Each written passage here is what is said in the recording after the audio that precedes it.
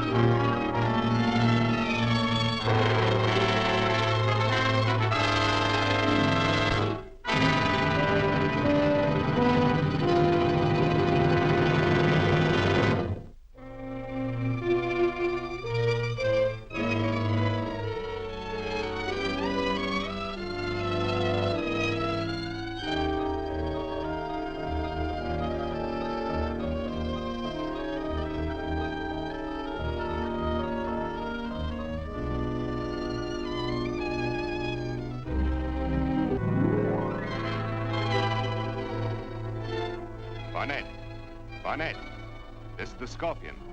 The plane is taken off and will drop the demolition bombs on the shack in a few minutes. Leave the shack immediately. Come on, that plane will be over in no time.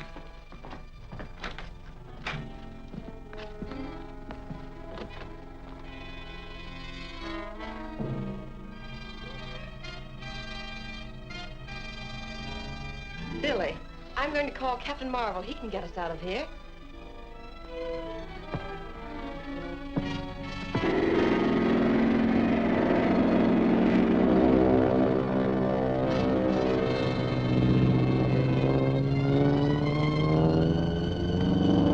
Captain Marvel! Captain Marvel!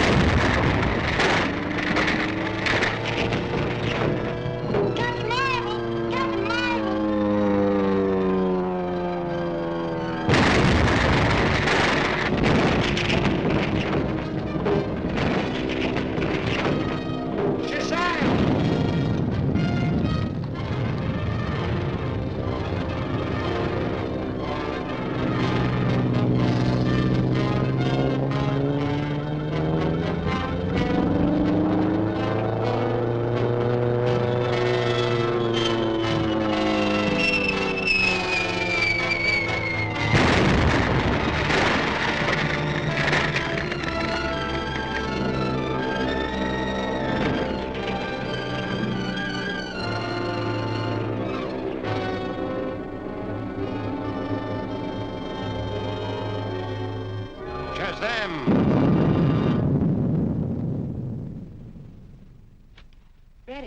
Betty, you all right?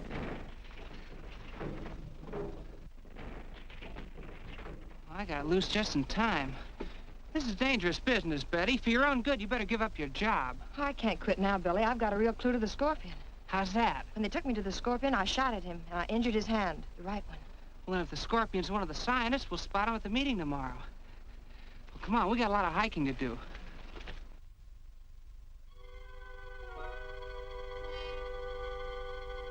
And Captain Marvel got the girl out. I'll remove Captain Marvel in due time. Yeah, but how?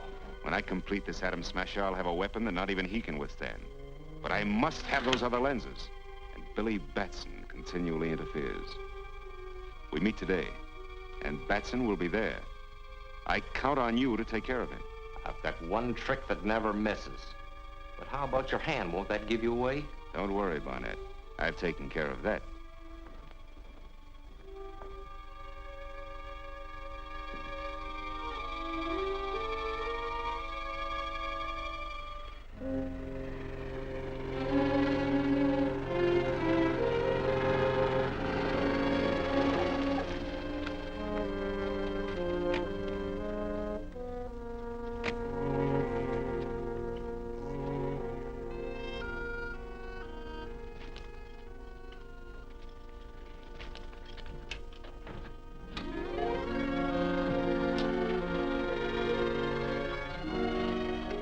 Everybody here? Yes, they're all here. You got the paper ready? Here it is. This ought to do the trick. I hope so.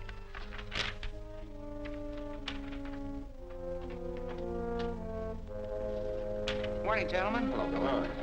Here's a statement from the museum. It guarantees the authenticity of the specimens we brought back from Siam. They want each of us to sign it. The usual formality.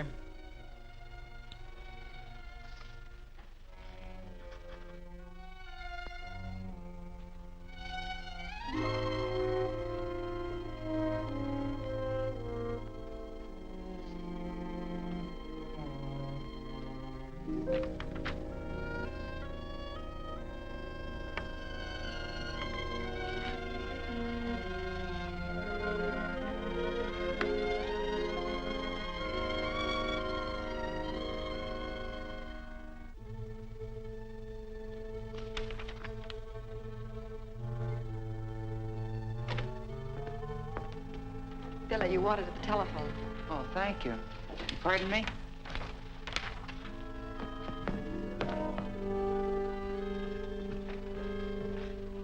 Nice timing, Betty. Well, who is it? It's Dr. Lang. Dr. Lang. That's hard to believe. What are you going to do now? Search his house. If he is the scorpion, then the golden scorpion and the lenses ought to be there. But Dr. Lang keeps a guard on the gate day and night.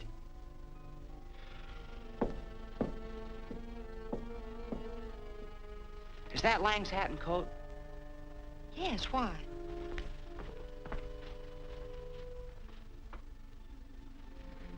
If I wear these and take his car, I'll bet I can get by those guards. Dr. Lang may want to leave soon. Tell him I had to take his car and keep him here as long as you can.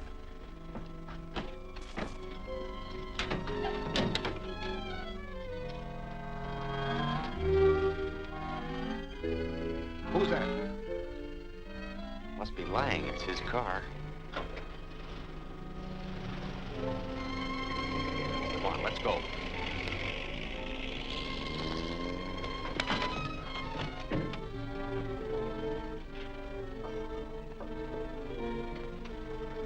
How do you want it set? So she'll blow when the speedometer hits 50. Oh, Dr. Lang, are you leaving so soon? Yes, I have some very important work to attend to. I'm terribly sorry, but your car isn't here. Billy had to borrow it. What do you mean? Well, Whitey was supposed to pick him up, but he didn't get here in time. Yeah, I kind of got tied up, but I'll be glad to take you any place you want to go, Dr. Lang. Never mind. I'll call a cab. No, it's no trouble at all. All right, then. But I must get to my home immediately. It's a pleasure. Very well, come on. You ready? All set. Let's get out of here.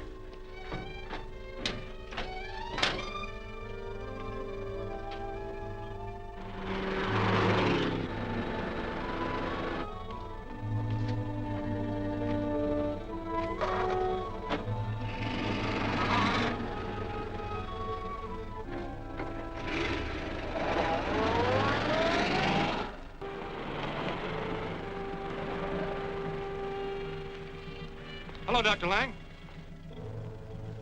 Hello.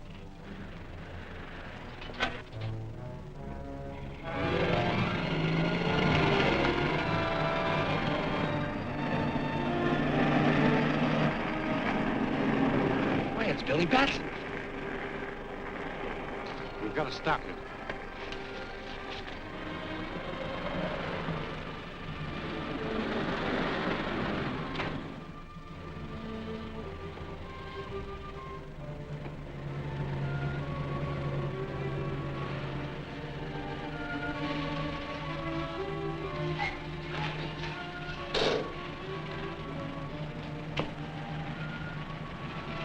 Put up your hands and keep them high. Search him.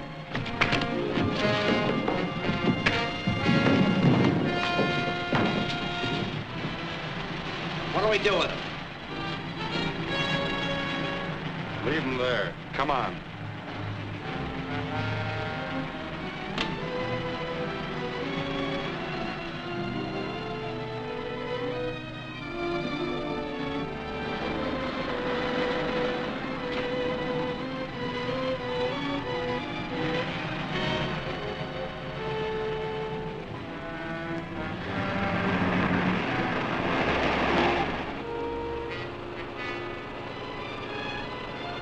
Can't you go a little faster? I'm in a hurry. I don't like to drive over 50 miles an hour, Dr. Lang. Then let me drive. I'll step it up a bit.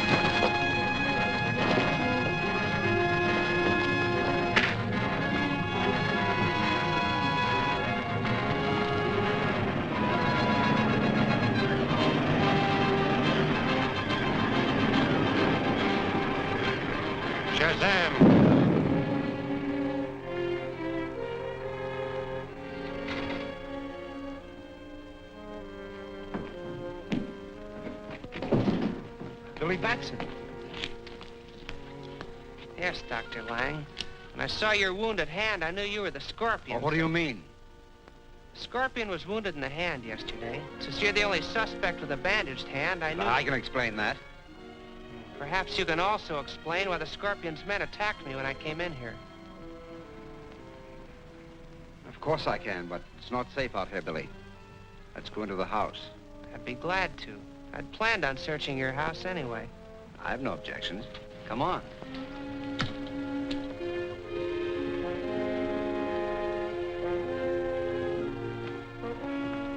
Won't you make yourselves comfortable, gentlemen? Benson, it's rather cold in here. You turn on the furnace and give us plenty of heat. Yes, sir.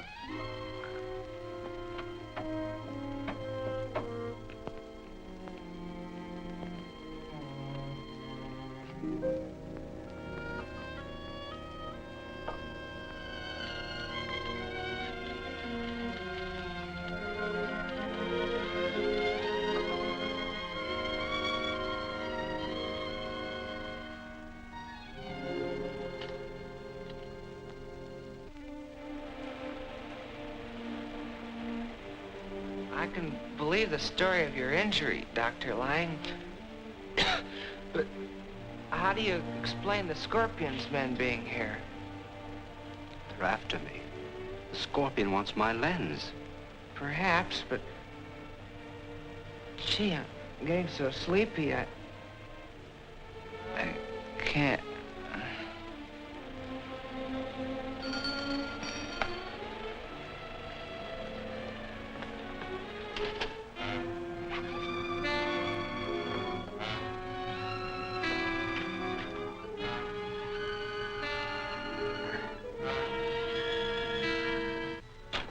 Benson, I must leave at once.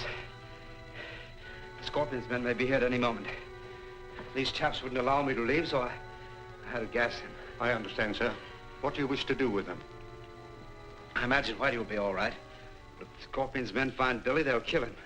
So I have to take him to a safer place. Come, Benson, help me to get him into the car.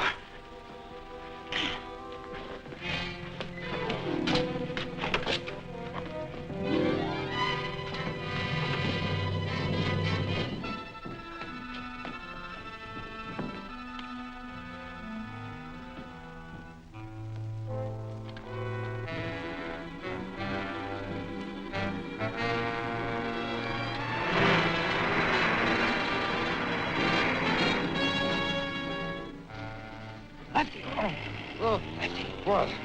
What? Look!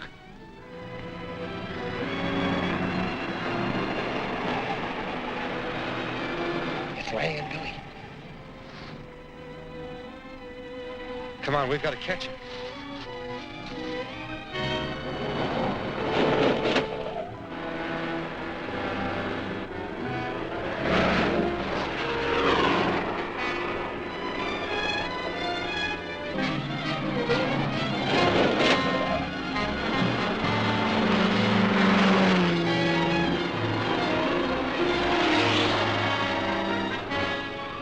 Put that away. We've got to get Lang alive.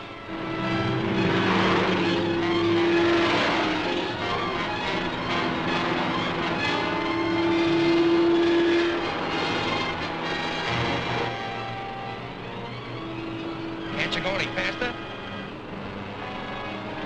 I'm running off the road.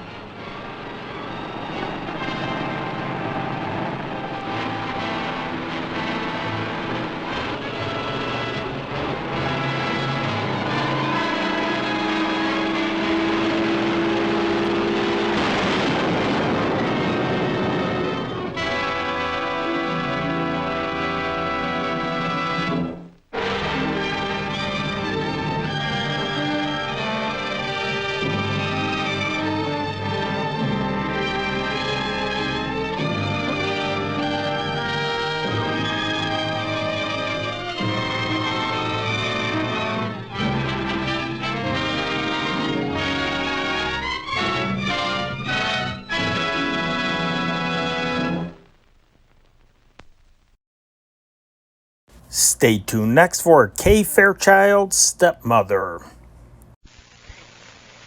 It's going to mean an awful argument, Harry, but I'll get it across to her somehow. I'll make her understand that this fight against Rorty is hopeless, that the jig is up. Today, John tells Kay that he and Harry Wood are going to drop out of the fight against the political machine.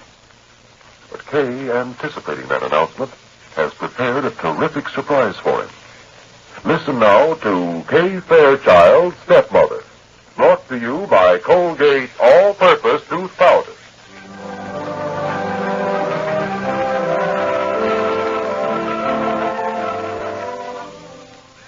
Many a woman who would have been a belle of the ball back in the gay 90s would be a social flop today.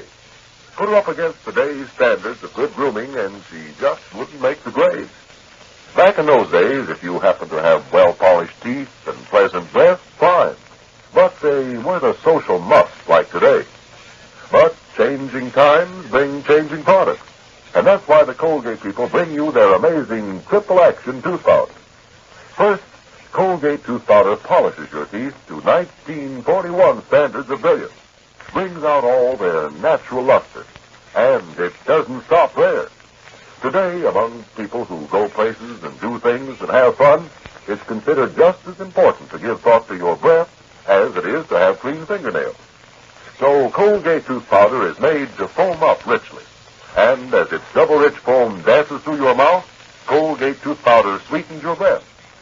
At the same time, Colgate tooth powder is perfectly safe for gum massage. So you see, Colgate is a triple-action, all-purpose dentifrice, all in one handy package. Perhaps you're fairly well satisfied with your present dentifrice on one or maybe two of these benefits. But remember, thousands of people have felt the same way, and then found that after all, they like Colgate tooth powder better, far better than any other powder, paste, or liquid they've ever tried. Yes, you're really missing something if you don't ask your favorite drug counter today for a giant can of Colgate all-purpose tooth powder, the powder that helps you meet today's standards of good grooming. And now, Colgate tooth powder presents Kay Fairchild, Stepmother.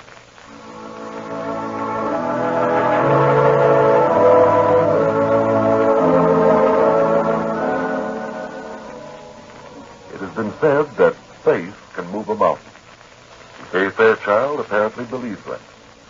For with unlimited faith in herself and her husband, she's embarked on the desperately difficult job of breaking a powerful political machine and reinstating John as mayor of Walnut Grove. But John himself is showing no enthusiasm for the struggle. Both he and Harry Wood have convinced themselves that the fight is hopeless. Last time we heard them agree that they would go no further with it, that they would tell Kay they are ready to give up.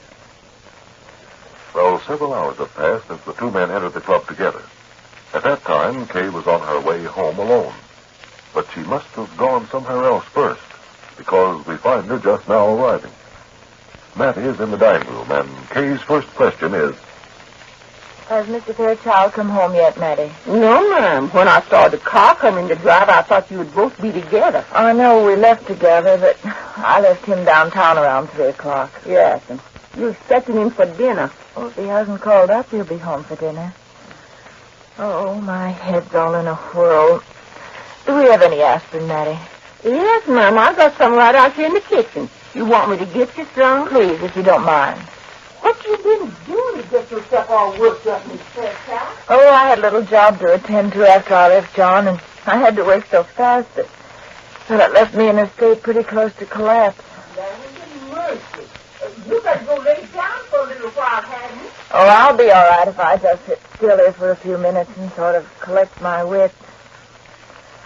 Well, I have the satisfaction of knowing that I was successful anyhow. But what John's going to say, What's that you said, Miss Fairchild? Oh, nothing, Mattie. I was just sort of talking to myself. Now, don't you go doing that. That's a bad sign. Oh, that's probably Mr. Fairchild coming now. Yes, ma'am, I reckon so. Is that you, John? That's right. Well, you all be wanting your dinner in a little while. I better stir myself and get it ready. All right, Mattie. I'll close this door. Well, are you sitting out here in the dining room? Why not? It's a nice, cheerful room and a nice, comfortable chair. Say, Katie, what's the matter with you? You look all tuckered out. Oh, I just feel a little tired. Did you have a nice talk with Harry? Oh, yes. Yes, we chatted about a few things. Well, I suppose he confirmed everything I told you about the way Roydy and the gang have been acting. I suppose he convinced you that we have a good chance of being able to throw them out of office and put you back in your old job. Well, as a matter of fact, say, how do you know what we talked about down there at the club? I was just guessing. What else would you talk about? Well, did Harry tell you that he's all ready to start circulating that petition to oust all these men from their jobs? Well, no, he... Now, look, Kay, there's something I must tell you, and I may as well get it over with as quickly as possible. Harry and I did discuss the political situation here in town and our chances of changing it, and we both concluded that we haven't one chance in a million of being able to get away with it. Mm-hmm. I thought that's what you'd conclude. Yes, you see, what do you mean you thought that's what we conclude? Darling, why do you suppose I tried to keep you from seeing Harry Wood alone? I know that he's lost faith in this campaign we've started, and I know he's trying to back out. And I knew that if he saw you, he'd talk you around to his point of view. Not that you needed so much talking around. Now, Kay, you're a woman. You don't know this fellow, Rorty. You've never actually had to deal with him. Now, Harry and I are old hands at politics here in Walnut Grove. We appreciate just how strong Rorty is, and we're in a position to know just how hopeless a job it'd be to buck him. So we talked the whole thing over very carefully. Harry admitted that he made a mistake in starting this thing, and we concluded that we'd better just drop it right where it is. I'm awfully sorry, Kay. You've done a good job in getting together a certain amount of evidence against Rorty, and I know it's a terrible disappointment to you to see the whole thing collapse right before your eyes. The whole thing hasn't collapsed, John. Oh, Mattie. Yes, Miss Fairchild? It's 6:15. I think the evening paper ought to be out in the front porch by now. Would you go and look? Yes, ma'am. It's out there all right. I saw the cord going down the street just a minute ago. Well, now, Kay, let's not drop this subject without discussing it a little. I don't want you to feel that Harry and I have let you down. I want you to understand why we take the position we do. I understand perfectly, John. You're both afraid of Pat Rorty. To say nothing of being afraid of yourself. Now, listen, Kay. I'm sorry, dear. If I weren't so tired, I might think up a nicer way to say it, but that's what it amounts to. But in spite of that, I'm not going to let you throw away the opportunity of a lifetime. Now, Kay, you may as well Oh, do you have understand... the paper, Mattie? May I see it? Yes, ma'am. I see now what you meant when you said that. Well, here's the paper. Thank you, Mattie. They must have used up most all that black ink on that deadline. Hey, what goes on here? We have a very serious discussion underway, and you take time out to read the newspaper. The newspaper fits right into the discussion, John. Would you like to see it? Well, I don't see how... Hey, what in thunderation does this mean? I guess it means just about what it says, John. Andy Clayton did a good job of resetting his front page in that short a time. Fairchild launches fight on City Hall gang. Will circulate recall petition to oust all members of Rorty machine. Kay, who gave Andy Clayton authority? Well, what's the meaning of this, anyhow? Those headlines and the story printed under them all came from me. When I left you this afternoon, I stopped in at the newspaper office, and that's the result. But this is insanity. Andy was an awfully good sport about it, held up the presses for 3/4 of an hour while he and his boys battered out that material. I guess I dictated most of it. Oh, let me get this straight. Do I understand that you went down there to the newspaper office this afternoon and gave Clayton the go-ahead to print this thing? That's exactly what I did, John. But I just finished telling you that I'm not going to fight Rorty. I'm not going to try and get back in his mare again, and I'm not going to have anything to do with all this stupidity, and neither is Harry Wood. But here I find that you've told the whole town. Why, how could you do a thing like this? Are you out of your mind? No, John, I don't think so. But you haven't any right to do a thing like this to me. Why, how will I ever be able to stay my way out of this? Frankly, John, I don't believe there's any possible way you could explain your way out. I think now that those headlines have appeared in the Walnut Grove Journal, you'll have to go through with it just as you promised you would last Friday night. Hey, this is the meanest, dirtiest trick. It's no such thing. Now, you just listen to me, John. I knew why you were so anxious to see Harry and why he was so anxious to see you. But I'm so thoroughly convinced that it'd be tragic to quit now that I decided I'd have to do something desperate to get you two back in line. Get us back in line? Well, you talk as though we were a couple of naughty schoolboys and you were the teacher. I know, and I hate like the dickens to be that way. But there's just one thing wrong with you right now, John. And that is, for some reason, you seem to have lost the power to make decisions. So, until you get back that old self-confidence you used to have, somebody else will just have to keep on making decisions for you. Now, I refuse to be treated like this, like a child. Then don't act like a child. Now, you're a man with a great deal of ability, but you refuse to let yourself believe it. You get all scared and breathless when the name of Pat Rorty is mentioned. Now, I've given that story to the newspaper. Well, maybe it was a high-handed thing to do. But if you refuse to make that newspaper article come true, if you back out now, it'll be the most cowardly thing you've ever done. Well, what do you say, John? Kay, I tell you that... Well, there isn't much I can say. Guess you're just too much for me. You notice that story says you're going to make an important speech next week. Are you prepared to do it? I'll make the speech. I'll do anything you say. Oh, John, dear. Please forgive me for the way I did this. But you see, It's all right. It's more than all right. I do need somebody to make decisions for me. You keep on making them, and maybe someday I'll be as good a man as you think I am. Of course you will, darling. You know, every now and then at times like this, I realize that I'd be a lost soul if it weren't for you, Kay. And I guess a man lucky enough to have such a wife might even be lucky enough to beat that rarity. And so, once again, Kay has drawn her wavering husband back on the path that she knows will lead him to success. But there are strenuous battles ahead, and it may still prove difficult to keep him going steadily forward. And now, an invitation from your drugstore. Summer's the time to relax and take it easy. You busy wives and mothers can save time and energy if you'll let your drugstore help provide you through the summer months with their ready-to-serve refreshments. Get the ice cream habit. Your family will enjoy it instead of complicated heavy desserts. And investigate your drugstore's delicious variety of refreshing soft drinks. Well, see you Monday. And in the meanwhile, remember, if it's brighter teeth you're after and a gayer, more sparkling smile, Colgate tooth powder can't be beat. It's made and guaranteed by the Colgate people, backed by their century-old reputation for quality.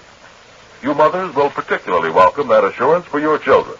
And remember, too, youngsters love the flavor of Colgate tooth powder.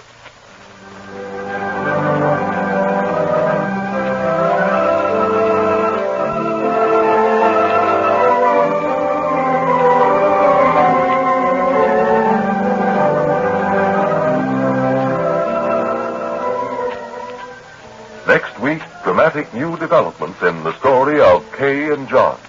And in addition, ominous news about Peg and Bert in far-off British Columbia.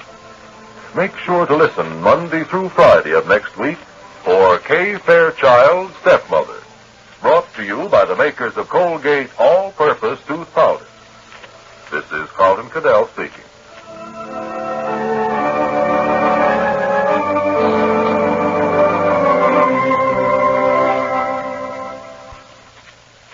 When your young daughter, dressed for a date, says, "How do I look?" does your fond heart swell with pride? She's the picture of girlish freshness. And of course you'll say, "Thanks a million, Mother, for the tip about Cashmere Bouquet Talcum Powder." Yes, a girl goes more proudly, more comfortably through sticky summer weather with an all-over body dusting of Cashmere Bouquet Talcum Powder. Like a soft caress, this heavenly fine talcum dries up moisture, leaves a satiny film that helps ward off chafing. And for hours afterwards, Cashmere Bouquet Talcum imparts to your whole person the fragrance men love. What a luxury for less than a penny a day. You'll find Cashmere Bouquet Talcum Powder at all toilet goods counters in 10-cent and larger sizes. Men like the giant can of Cashmere Bouquet Talcum Powder.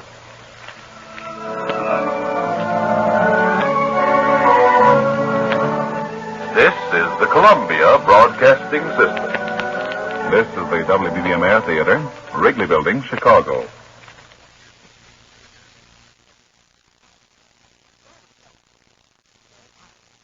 Stay tuned next for the adventures of Superman.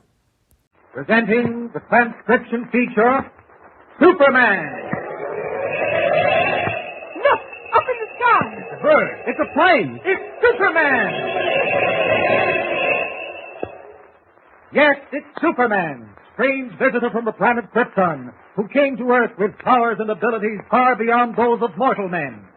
Superman, who can leap tall buildings at a single bound, race a speeding bullet to its target, bend steel in his bare hands, and who, disguised as Clark Kent, mild-mannered reporter for a great metropolitan newspaper, fights a never-ending battle for truth and justice.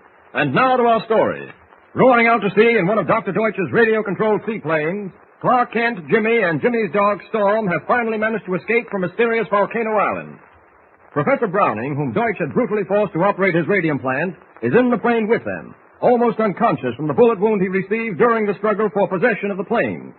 The plane they are on is headed for a boat waiting 10 miles off the coast, a boat mysteriously ordered by Deutsch. As the giant ship hurtles through the sky, Kent wonders what will be waiting for them. Listen. Gosh, Mr. Kent, it'll be dark soon, and we've been flying a long time. Do you think we're almost there? I think so, Jimmy. You better go back into the rear compartment and see how the professor's getting along. I'll watch for the boat. Okay, Mr. Kent. Professor Browning seems awfully restless, coughing and mumbling in his sleep. Well, he's had a tough time of it. I hope we can get him to the mainland soon. Too bad we can't even make the professor comfortable. There aren't even enough seats in this ship. Now, this is a cargo plane. Not designed to carry passengers. Deutsch probably never used it for anything but ship his radium. 12 ounces? I could carry that in my pocket. Oh, no, you couldn't. Radium is packed in quarter grams. You know, it's powerful stuff. It can only be carried in lead cylinders, and if Deutsch put one cylinder in a book, well, that makes a lot of books. I wonder why Deutsch hasn't turned this plane around, Mr. Kent. Hans must have gotten to him by this time. It'd be a simple matter for him to turn it around and bring it back to the island. Gosh, why hasn't he done it? I'm not sure. I've been thinking about that, even though I didn't mention it to you. And I've got a hunch he's radioed the boat to take care of us when we land. What do we do, Mr. Kent? I don't know yet, Jim. We just have to sit tight and trust to luck. Oh, what is it, Storm? Oh, look, Mr. Kent. The professor's up. Professor, you're wounded. Lie down. Yeah. Leave me alone, Dyke. Leave me alone. Radium, pounds of it, that's what you want. Pounds of radium. Professor! Don't touch me, Dyke. Don't. Please, Professor, lie down. Dungeon. Must get out. Gotta.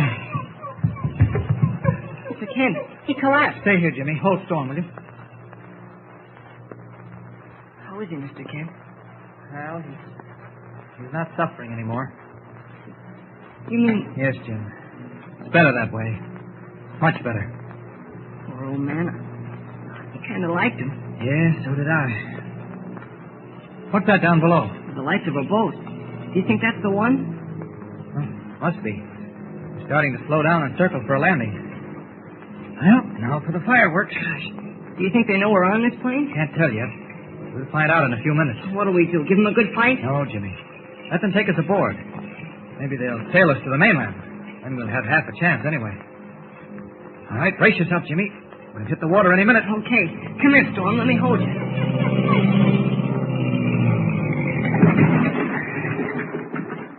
Look, two men are pulling away from the boat in a dinghy. Must be members of the crew, Jimmy. Gee, sure are tough-looking birds. Don't you worry. If they don't know we're on board, we've got the jump on them. Do you suppose Hans and Deutsch have warned them to expect us? Somehow I don't think so, Jim. The moon is bright enough so I can see from here they're not armed. If they were expecting to find anything except a cargo full of radium-loaded books, they'd carry guns. Gee, I hope you're right. All right, now listen carefully, Jimmy. We'll hide in this compartment in the tail of the plane. As soon as they both get in, we'll rush them. All right, come on now. Into this compartment. All right, keep it steady, Joe, while I climb up on the wing. I'll hand the stuff over to you. Okay, I got it. For the love of...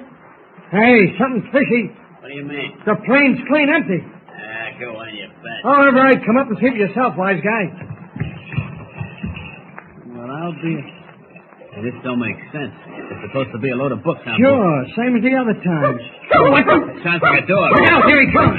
Kick him in the teeth, Bill. Hey, don't you kick him. Look, it's a kid and a big guy. All right, try and stop this one, mister. Oh, get it. Look out behind you, Mr. Kent. All right. That'll hold you for a while. Gosh, Mr. Kent, you've knocked them both cold. Did I? Well, I guess they both stepped right into my wild punches. All right, come on now, Jimmy. Help me lower them into the dinghy. I'll get in first. All right. All right, Jimmy. Roll him over. Okay, I got him. There. Now, next one. That's it. There now. Okay, come on, Jimmy. Jump for it. Storm's here with me. Here I come. Attaboy. Gosh, Mr. Kent, you're almost as strong as Superman. Oh, nonsense, Jimmy. Here, quickly, give me the oars. Here they are. Good thing it's dark. Maybe we'll be able to get on board without the rest of the crew seeing us.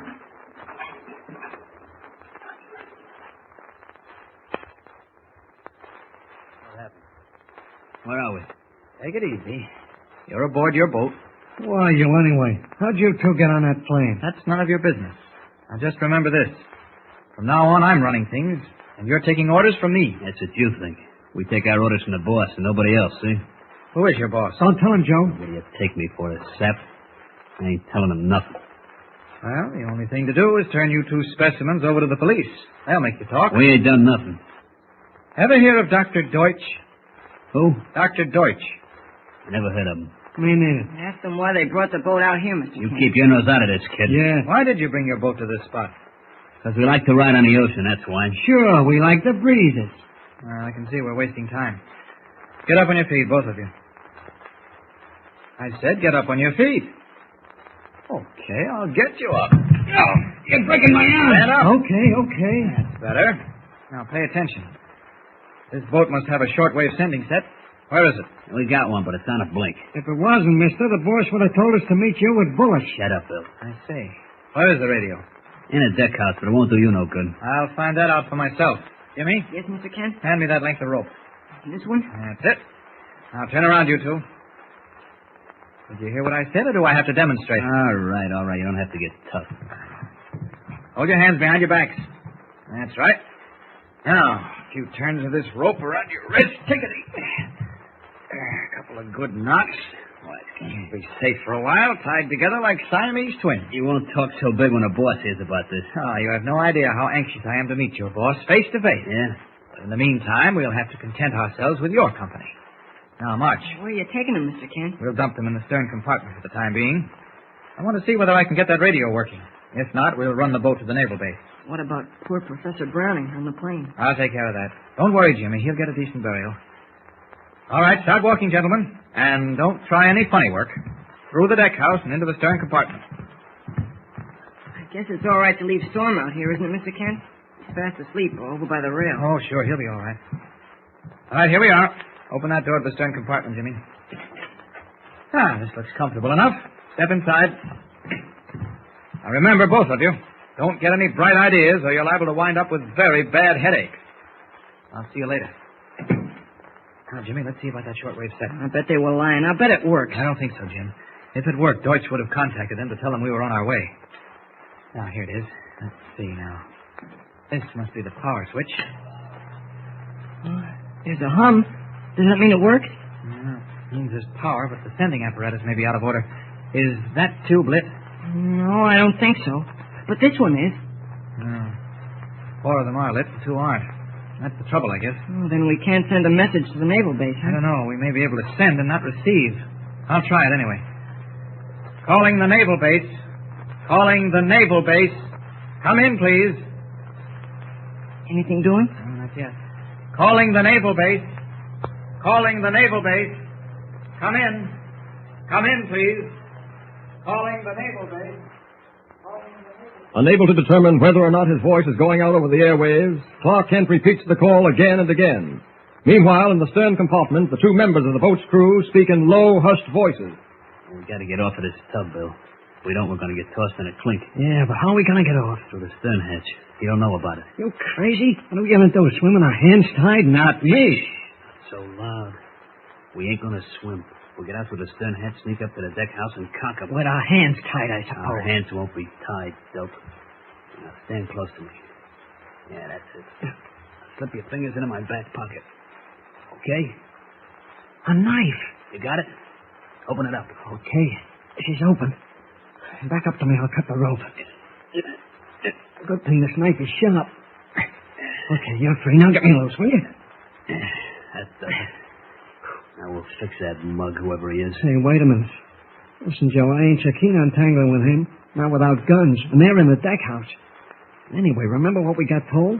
If anything happens, get rid of the boat, remember? Yeah, so what? Well, maybe we better get rid of it. What about us? We can scram in the dinghy. There ain't no sea running. We can make sure easy. Oh, we get the dinghy off the stern. Easy. It's pitch dark now. He won't see us. All right. But what do we do about the boat? Scuttle? It takes too long. Hey, wait a minute. What are you doing? There's some cotton waste and a gallon of kerosene. We'll douse it and set fire to it. It's a good idea, but make it fast. Spread it around good, Bill. Okay. Boy, will this tub go up. Now, stand back, Bill. We're going to light this match. All ready? Let her go. Right.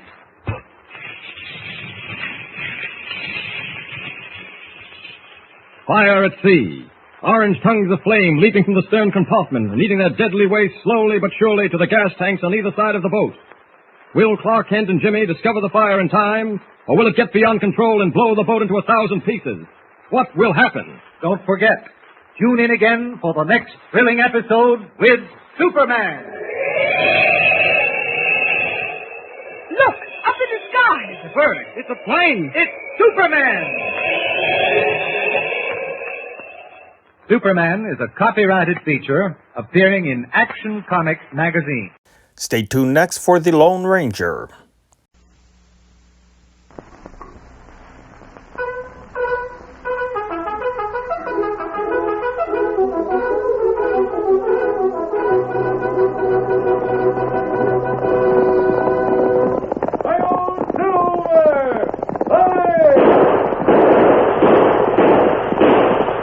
Horse with the speed of light, a cloud of dust, and a hearty hi-yo silver, the Lone Ranger.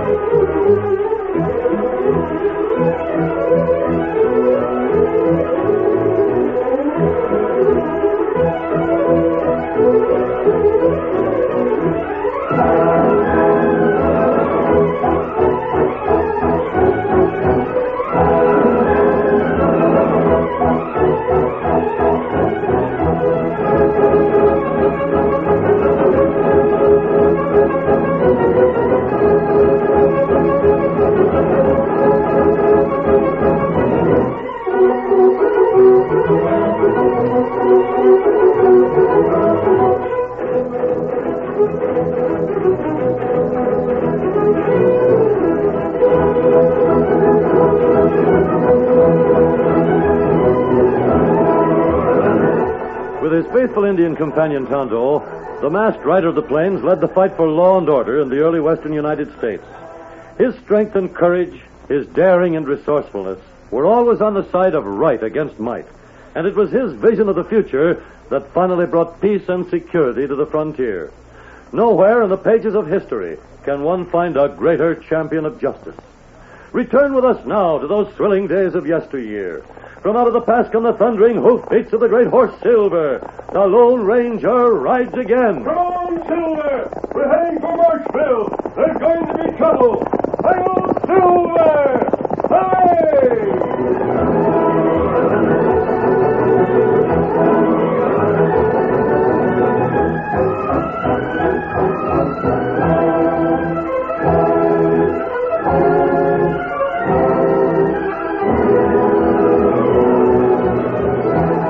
Lem Smiley was seated at his desk in the office of the Marchville Bank.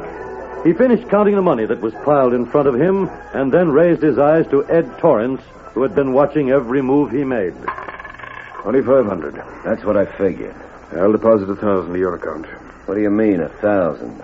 That's your share. Who gets the rest of it? 1,000 goes to me, 500 goes to the boys. We sure don't have to work hard for your share. You need me, Ed.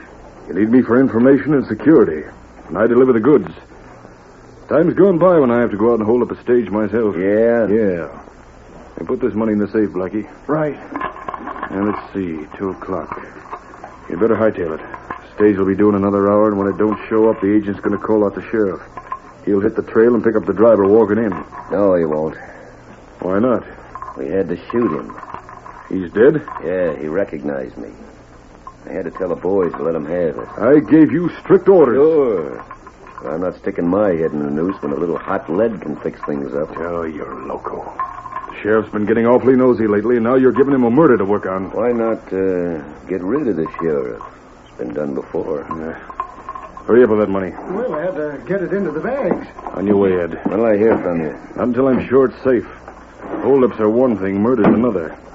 I gotta find somebody to take the blame for this, and it ain't gonna be easy. Now get out of here. What the? That came through the window. See who's outside, Blackie. A rock with some paper around it. What was that dropped out? Looks like a bullet. There they go. There's two of them. An engine and a masked man. An engine and a masked man. This bullet's made of silver. Here, let me see that. And he called his horse Silver Limb. I heard him. That was a Lone Ranger. Is there any writing on that note? Yeah. Well? What's funny? He says, this time you've gone too far, Smiley. Smiley? Yeah, look for yourself. You always play it safe, but not safe enough for him. He'll go to the sheriff. Oh, no, he won't. He hasn't got any proof he couldn't have. Well, then why should he write... He picked up your trail somewhere near the stage and followed you here. He used your name, not mine. Sure. He thinks I was there. And that puts me in the clear. Hey, I've got it. I still don't think the masked man will go to the sheriff. But I will. Huh? I'll tell him I saw the holdup. I saw the masked man shoot the driver. Who's going to believe the Lone Ranger would do that? The sheriff won't know it's him. And the masked man means an outlaw. It might work. Unless the masked man saw the holdup himself. I couldn't have. He'd have done something about it. Now, I'm going to... Hey, where's Blackie? What? Well, he was standing over by the window. He's gone. I don't like that. You don't figure you'd try and double-cross us. He's got no more nerve than a coyote. I'm going after him. Wait here for me, Ed. Right.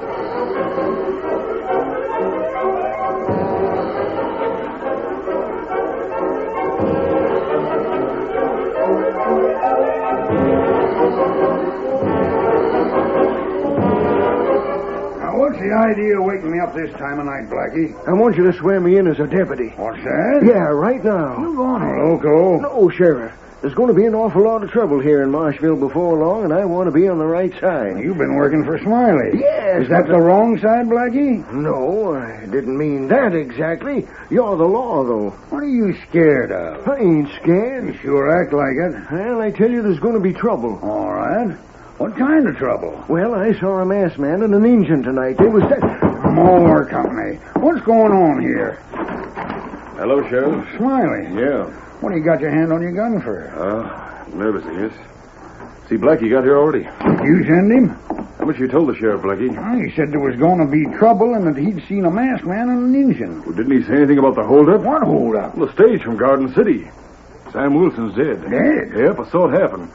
I was riding along the trail and I heard the shots. When? Where was this? About 2 hours ago, this side of the pass. I took the cover, but I got close enough to see Wilson slumped on the box and the masked man, the engine, dragging the money chest out of the boot. And I rode back to town as fast as I could. I got as far as the bank when I heard somebody following me. Then I ducked inside. Blackie was there, and we saw both the masked man and the engine. They rode straight through town, heading west. You better get after him, Sheriff. Blackie, you still want to be my deputy? Huh? Why, sure. Round up some of the boys. We'll send a few of them back to get Sam. Then the rest of us can go after the road agent. Hey, you'll never catch him if you wait for a posse. All right, the three of us will go. No, not me. Catching crooks is your job.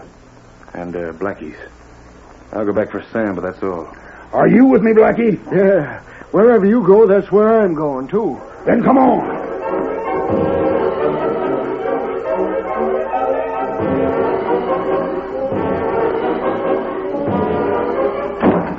Find him? I found him, the yellow sidewinder. He's hired out as the sheriff's deputy. They're coming after us? Well, I got there before he could spill the beans. And while I was telling the sheriff my story... Putting the blame on the masked man. Yeah, that's it. I was looking at Blackie and my hand was on my gun. He got the idea. He'll die if he talks. Yeah, he's scared now, but we can't take any chances, Ed. There's no telling how long he'll stay scared. Where is he now? With the sheriff. They're trying to pick up the masked man's trail. Now, look, I want you to go after him. What for? Don't let Blackie come back here. You can catch him all right. Following a trail, they have to take it slow, and there's plenty of cover. You can pick the skunk off and make an easy getaway. Why don't you do it? Because you started the killing tonight, and you're going to finish it. Besides, I'm going after Sam. I promised the sheriff. Well, we still won't know if we're safe. Just one word from Blackie before he dies. That's all the sheriff will need. You get Blackie, and I'll take care of the sheriff. How? You leave that to me. Shoot straight, and Blackie won't have a chance to talk.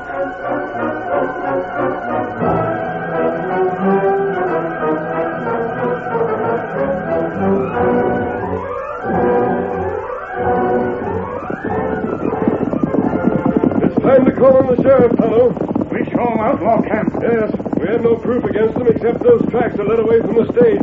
But at least you can round them up and question them. Other tracks lead to bank. What do you think about that? They were either made by Smiley himself or someone who works for him. That's why I left a warning behind. He may do something to give himself away. Maybe so. Oh, A rifle shot. it comes from round bend. Come on, Silver. Faster, old boy. Get him up, Scout. This is rough country. Plenty cover for ambush. There, Tonto. There's a horse without a rider. A man lying down. Another killing. The shot might have come from either side of the trail. You watch out. Another may be still near. We've got to do what we can for this man. It's too late. I help him now. Do you know him? Ought to see him in town. Him work at bank. For Smiley? That's right. Him guard. But he's wearing a deputy sheriff's badge. Take a look at the trail. 2 horse come this way. You mean someone was riding with him? Fellow ride with him, go that way. That must have been where the shot came from. We'll take a look. And there, man, now. Right back. It's the sheriff. Him think we kill man. Yes. If we stay here, we'll be arrested. There's no time to argue. Come on, Get him Silver. up, Scout.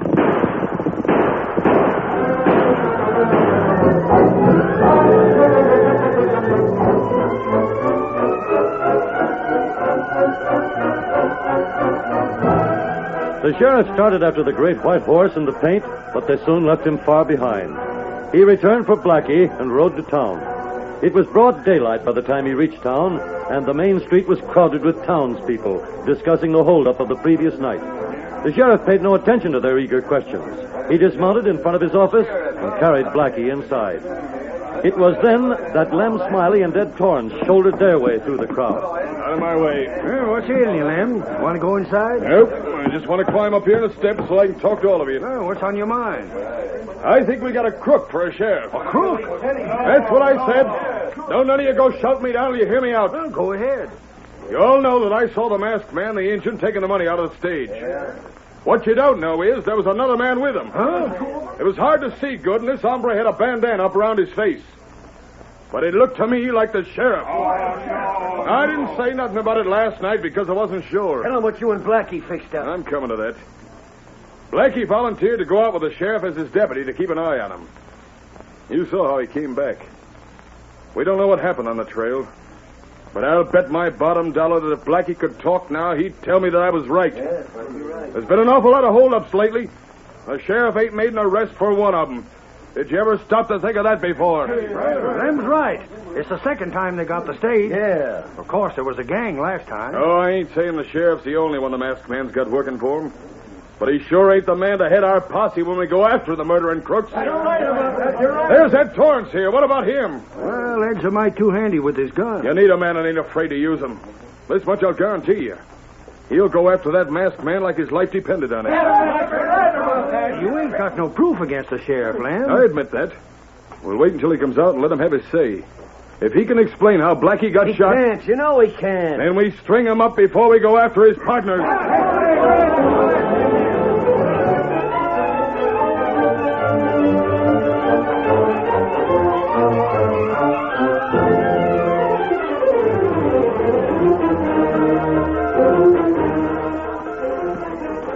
Dangerous go closer to Sheriff's office. I'm wearing a disguise. We'll get Silver and Scout and then right up to the back door. That's bad. You heard what Lem was saying. Him tell lie. If the crowd believes him, before long they'll be ready to lynch the sheriff. Maybe Sheriff not listen to you. We aren't going to talk. Steady, Silver.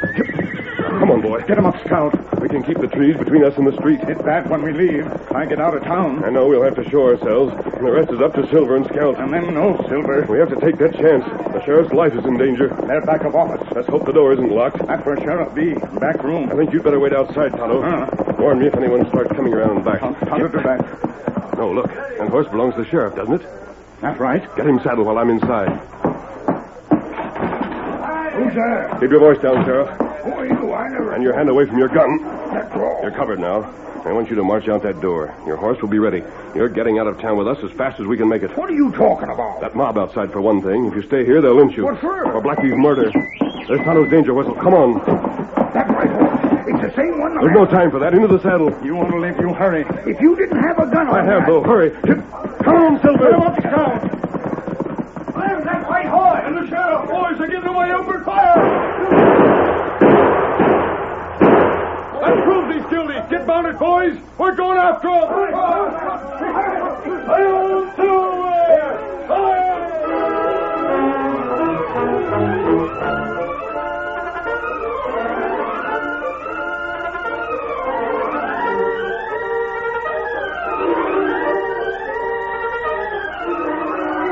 The curtain falls on the first act of our Lone Ranger story. Before the next exciting scenes, please permit us to pause for just a few moments.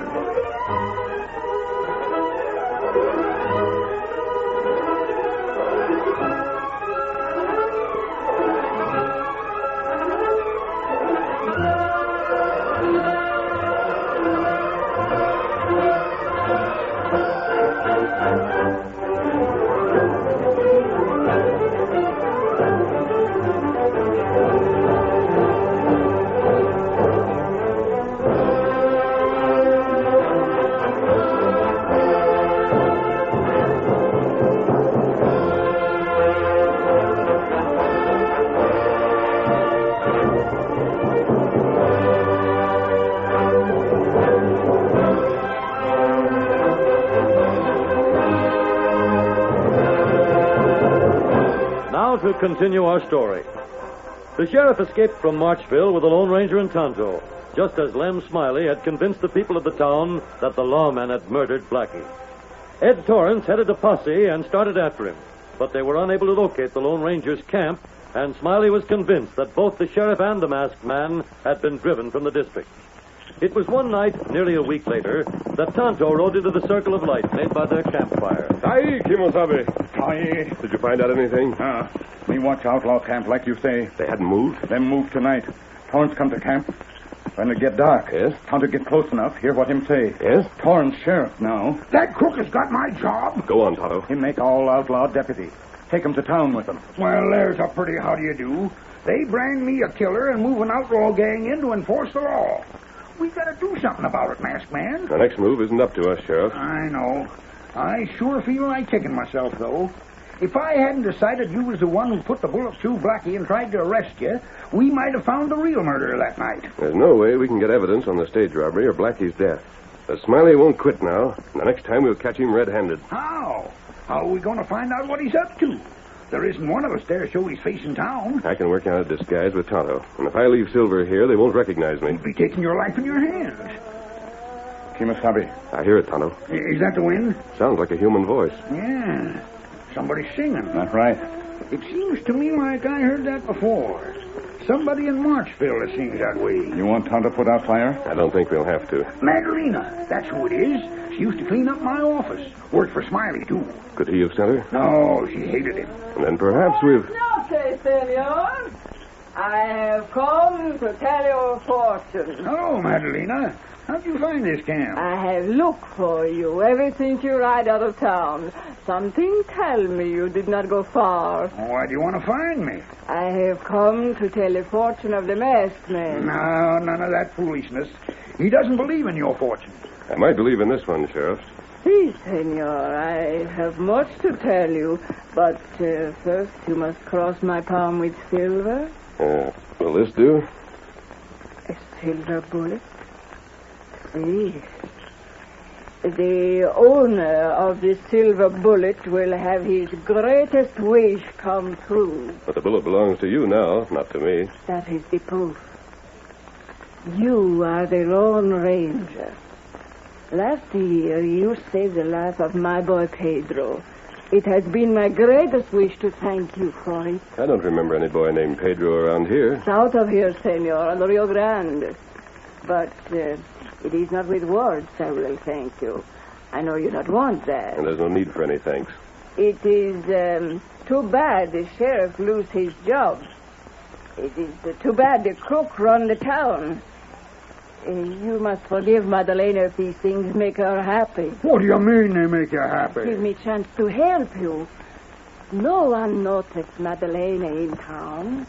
She go here, she go there, she do her work. No one pay attention. It is great many things, Madelina, here. The sheriff says that you work for Smiley. Si, senor. And for the new sheriff, too. We were wondering how we'd find out what they were up to, Madelina. You will not have to wonder anymore. Only listen, senor. You listen first, then you ride. Tonight there is much work for you to do.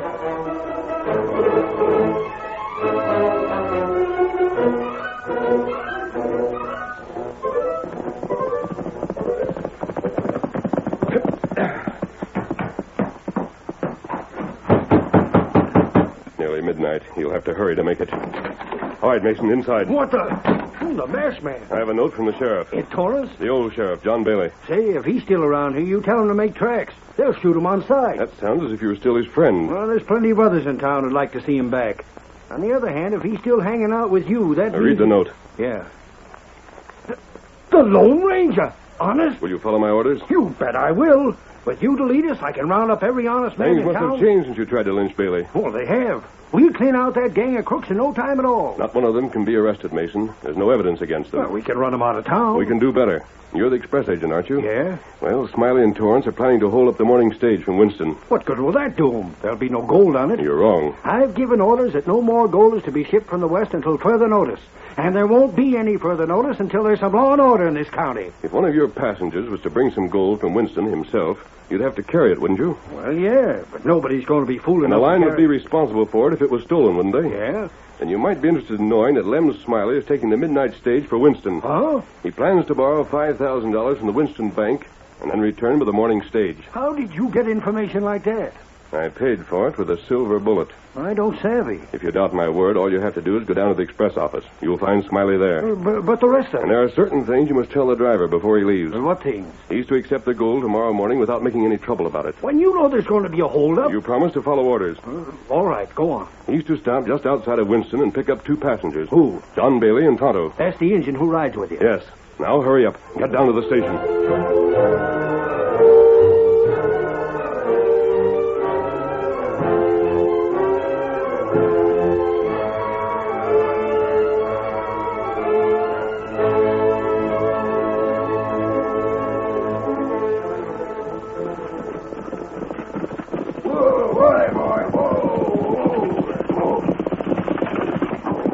Driver, what are we stopping for? Passengers. You aren't supposed to stop on the trail? I got my orders. Climb in, man. What the? Howdy, Lem. Bailey, the engine. Let her ramble, driver. Get up there. What are you doing here? Oh, we just come to keep you company. There's a rope waiting for you in Marshfield. Oh, this stage don't go that far. I hear it stops at Pine Bluff today. Why, you... What's the matter, Lem? Thinking you were going to have a longer trip? Driver, stop the stage. I'm getting out. Cancel that order, driver. You're covered, Lem. Just sit back and take it easy. Enjoy the ride as long as you can.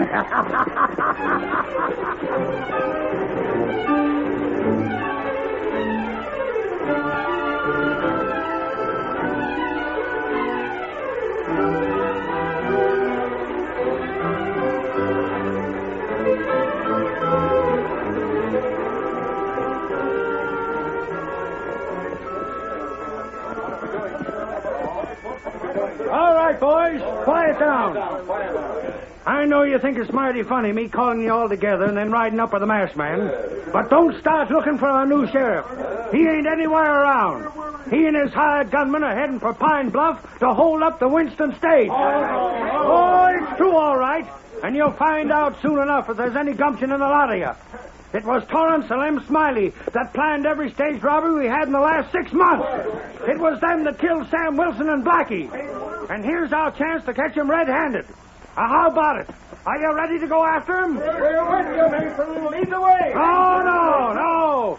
I'm not the one to lead you. We're following the masked man. I say you are. This man's the Lone Ranger. I thought that'd change your tune. Will you follow him? Then come on. Come on, Silver.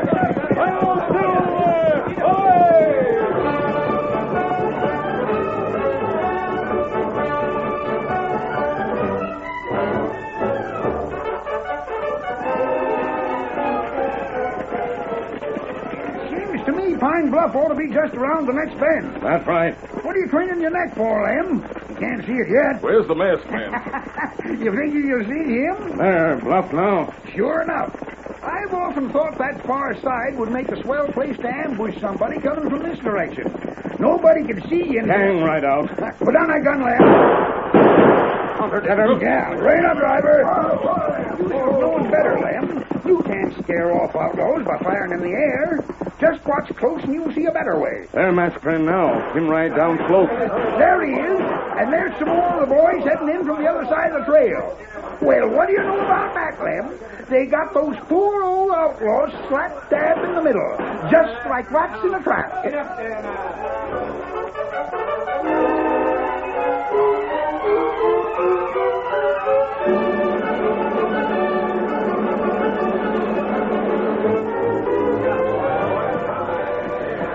Why don't you look, Lem? They're taking off the outlaws' bandanas. I wonder who they'd be. Tonto, go get Scout now. Wait, Tonto. It's the new sheriff and all his deputies. Don't that surprise you? Don't it surprise you, Lem? After putting your trust in them the way you did, you must feel mighty sorrowful.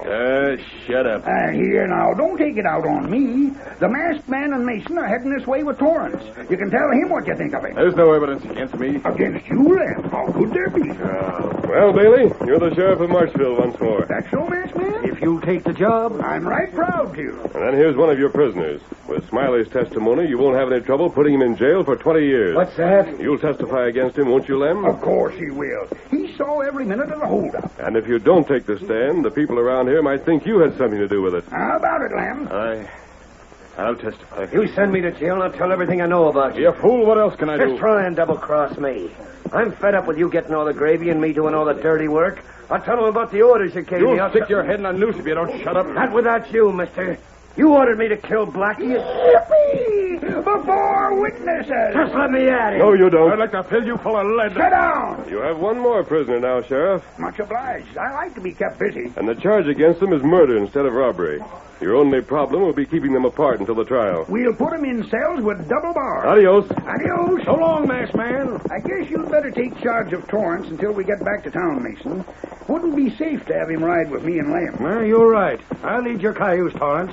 Get up there. Driver. Senor. Madelina. Is it all right for me to ride back with you? I walk all the way out here, see what happened. It's a long way. Sure thing, Madelina. Climb aboard. Gracias. Let's go, driver. Get going. Get going, Tom. You deserve to ride home in style, Madelina. Was she the one who put you wise? You guessed it, Lem. Why, And you keep a civil tongue in your head, or you'll be mighty sorry. Senor, you do not think much of me because I am poor. You have much gold. You'll have plenty when you start collecting the rewards for these hombres. But I do not want gold. I have something worth far more. The silver bullet. It means I am the friend of the Lone Ranger, and that makes me very rich indeed.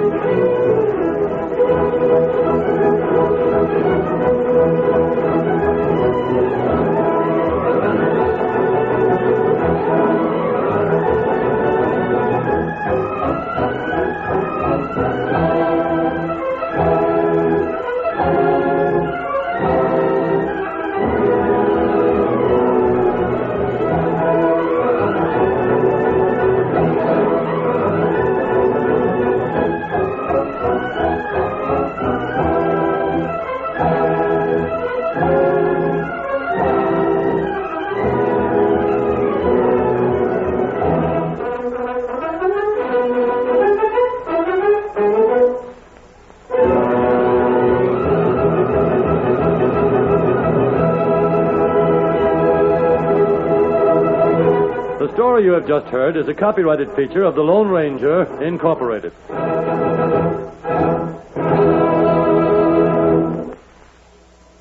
Stay tuned next for Information Please. It's 8:30. It's 8:30, New York time. Time to wake up, America, and stump the experts. Each week at this time, Lucky Strike throws a quiz party with 4 experts providing the floor show. For every question we use, Lucky Strike pays out $10 plus a copy of the new Information Please quiz book. If your question stumps us, you get $25 more plus a 24-volume set of the Encyclopedia Britannica. Send your questions to Information Please, 480 Lexington Avenue, New York City. If our editorial staff edits your questions a bit, don't fret over it. In case of similarity, we'll have to be sole judge of who shall be paid, and all questions become the property of Information Please. And now light up a Lucky Strike as I present our master of ceremonies, the literary critic of the New Yorker magazine, Clifton Fadiman. Mr. Fadiman. Ladies and gentlemen, Information Please, as you know, is completely unrehearsed, informal, and spontaneous. Tonight, our tried and true triad is here. Franklin P. Adams, the New York Post's cunning tower of strength. John Kieran, the sports expert, naturalist, and degree holder. Oscar Levant, pianist, conductor, composer, actor, author. And as our guest, a great sports figure known wherever the game of tennis has ever been heard of, Mr. William Tiden. Now remember, for each question that's missed, Lucky Strike rings up $25. And that's paid out to the sender, plus 24 volumes of the Encyclopedia Britannica. We're off with a question coming to us all the way from Seattle, Washington, from Mr. W.D. Brewer. That's a 4-part question, and we'd like you to get 3 out of 4 if you can. Where, in fact or fiction, this is all about famous fights, by the way, where, in fact or fiction, does a man kill a lion with his bare hands?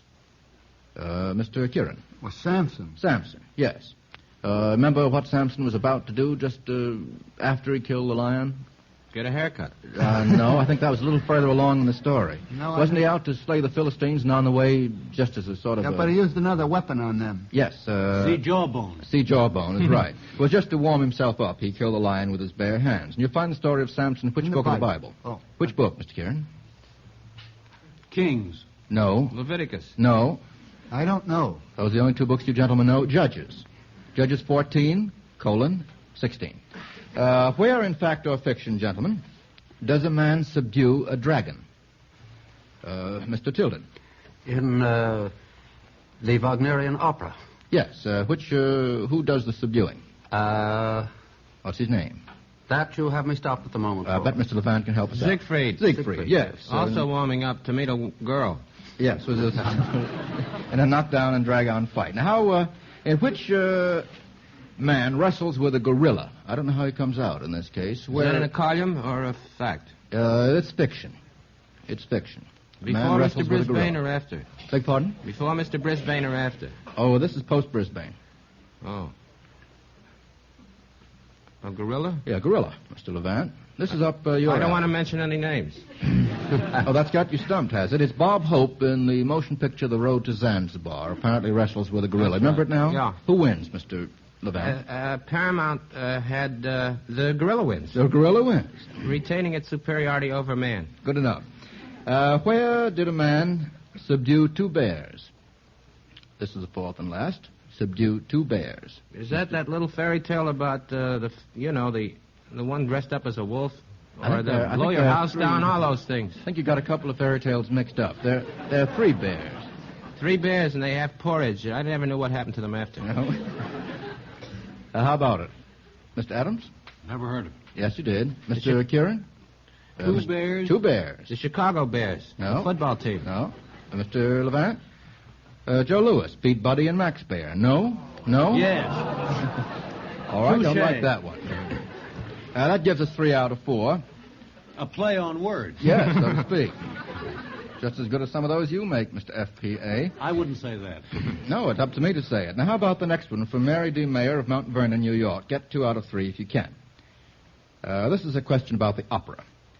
What German opera is about an Irish girl? A German opera about an Irish girl. Mr. Levant.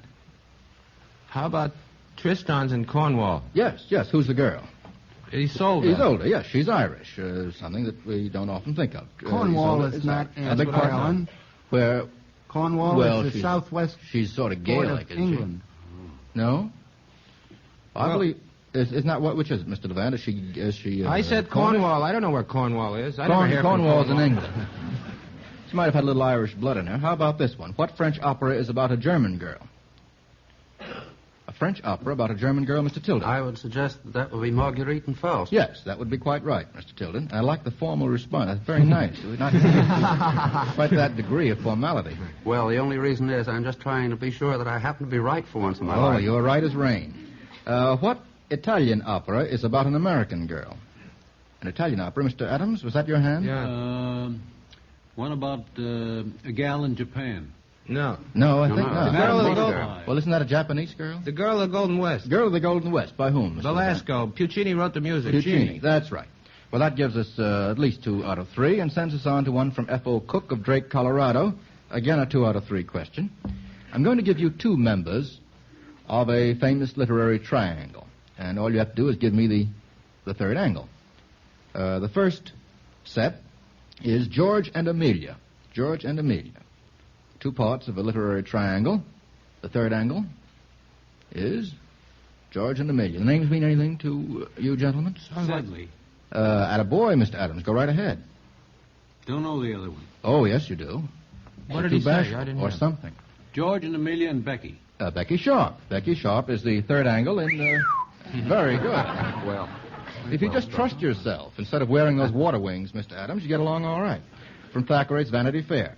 Now, here's another triangle, or 2 parts of it. Emily and Ham. Mr. Kieran. That is David Copperfield. What is it? I want the third angle of the triangle. Mr. Adams? Peggotty. Oh, no. Now, we know what a triangle is. What is it? Emily, Ham, and Jephthah. No. Steerforth is another one, Dad. Jaffet, you mean? Well, Mr. Kieran? Steerforth. Steerforth. Yes, Steerforth is the other pretender to the hand of Emily. Ham and Steerforth are rivals for Emily's affections. How about Dick and Bessie, the third angle?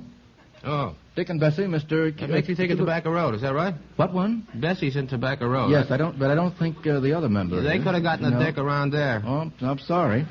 A third angle, gentlemen? It's a book you've all read, I think. These are from Kipling's The Light That Failed. And the third angle would be... Ronald Coleman. The girl Maisie, Mr. Levant, the girl Maisie. I think I have to count that wrong. That'll send $25 and a set of the Britannica, courtesy of Lucky Strike, to Mr. Cook. And in turn sends us on to a question from Dorchester, Massachusetts, thought up by Mr. David Aronson. Now, this is a musical question, gentlemen. We're going to have played for us 3 similar-sounding descents down the scale from 3 different musical works. Identify the work and give me the composer, if you can. Get 2 out of 3. Let's have the first. We have 2 hands up. Mr. Tilden? Autonome from Rigoletto. Good for you, Mr. Tilden. Very good. That's a perfect answer. Anything wrong with that, Mr. Levant? Only I could sing it. Then nothing is wrong so far. Oh, I wisely don't sing. I wish others on this program would have your feeling about it, Mr. Tilden. Well, maybe they haven't heard themselves. I've heard me. All right, let's have the second of these musical descents.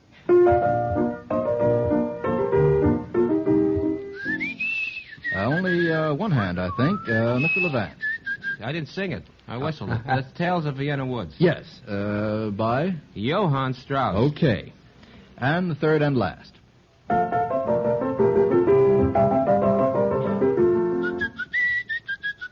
Mr. Levant again.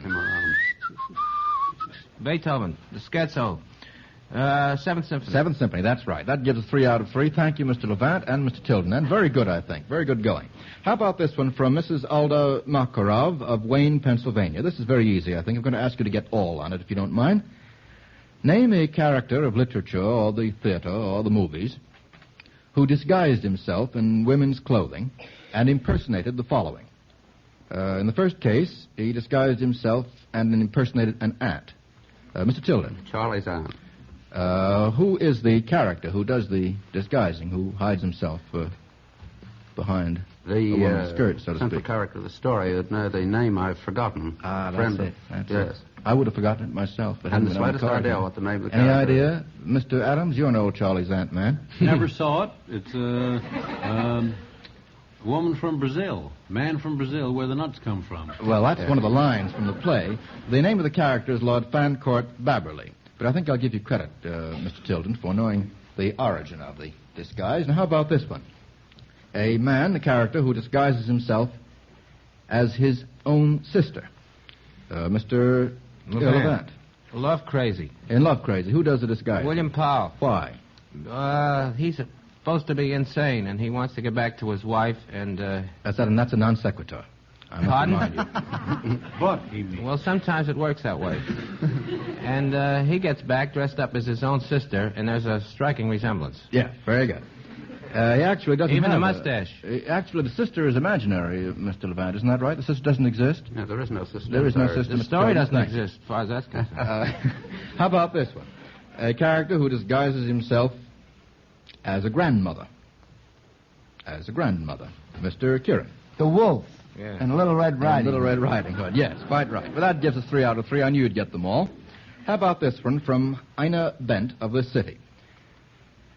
This is more or less up Mr. Tilden's alley. Are you in any sense an authority on... Ellie? It's in a doubles game. I wouldn't say I was an authority on anything. Well, there are 4 of us particularly playing here shooting up tonight, the Mr. alley. Adams. Are you an authority on the tender passion? On love, Mr. Tilden? Only at the time that I start a tennis game. That you're serving. Yes. Well, here's one combining both your interests, then. Recite 3 lines of poetry mentioning different tennis terms.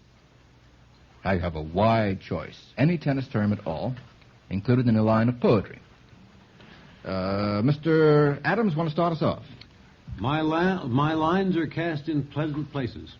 My lines are cast in pleasant places. What's it from? I don't know. I think it's probably from the Bible. I think it probably is. And the lines are the tennis lines. Is that right? The All right. things that I knock outside of. Yes, that's right.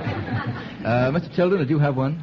I haven't found one. I was rooting around for one about court, and I couldn't find one. That's good. Now, you just stay with that for about 30 seconds. Mr. Levant? The Court of St. James. Well, it's not a line of poetry. It's a real estate God venture. makes such nights for courting. I beg pardon? God makes such nights for courting. You come up with the oddest things. James Russell Lowell. I have one. Mr. Kieran? They also serve who only stand and wait. That's a very good one. That gives us at least 2.5. Mr. Levant? Something about feet of clay. A clay court, you know. I know. Well, there must be a line about feet of clay. I wouldn't call it a tennis term particularly. I suppose you might. Well, it's not how grass. about the line from Mr. Kieran? Got another one? There's a whole paragraph or section in Henry V. You're going to give it all to us? No, but King Henry said he gets sent a present of a box of tennis balls by the Dauphin. Right. And it's an insult to him, so he says, we'll match a racket to these balls, we'll play a chase that will disturb all France, and so forth. Oh, well, that's a peach. That's a dandy reference. Thanks ever so much. That gives us at least 4. So far, Lucky Strike has paid out $25 and 1 set of the Encyclopedia Britannica. And that self-same Encyclopedia Britannica has something to say about tobacco, which Mr. Cross believes you'll find interesting. Mr. Fadiman, I simply want to point out that the encyclopedia mentions the great variation in quality of tobacco. That's something for every smoker to underline. For tobacco varies particularly in the amount of enjoyment it offers you. The finer, lighter, naturally milder leaf, the kind you enjoy in Lucky's, is different from ordinary tobacco and decidedly more expensive. For example, at auctions in Richmond, Kentucky last season, the American Tobacco Company paid 27% more per pound for the tobacco it bought for its cigarettes and other tobacco products. Yes, 27% above the average market price paid for all the various types and grades of tobacco sold there. And the best we bought will go to Lucky's. So next time you step up to that cigarette counter, remember we pay the price to get the milder, better-tasting tobaccos. Mr. Fadiman, isn't that just the kind of tobacco most smokers like best? True and timely, Mr. Cross, in just 53 seconds. We'll go on with the second half of the program this evening with a question from Mrs. William Innes of Ontario, Canada. I think I ought to ask you to get all on this. It seems to me rather easy. Can you name a play or a movie in which the leading character in the first place is a wrestler? The leading character is a wrestler. Play or movie, Mr. Levant. I remember a play about a wrestler, but I don't remember the name or anything about it. Well, that is a perfect response. And safe as house.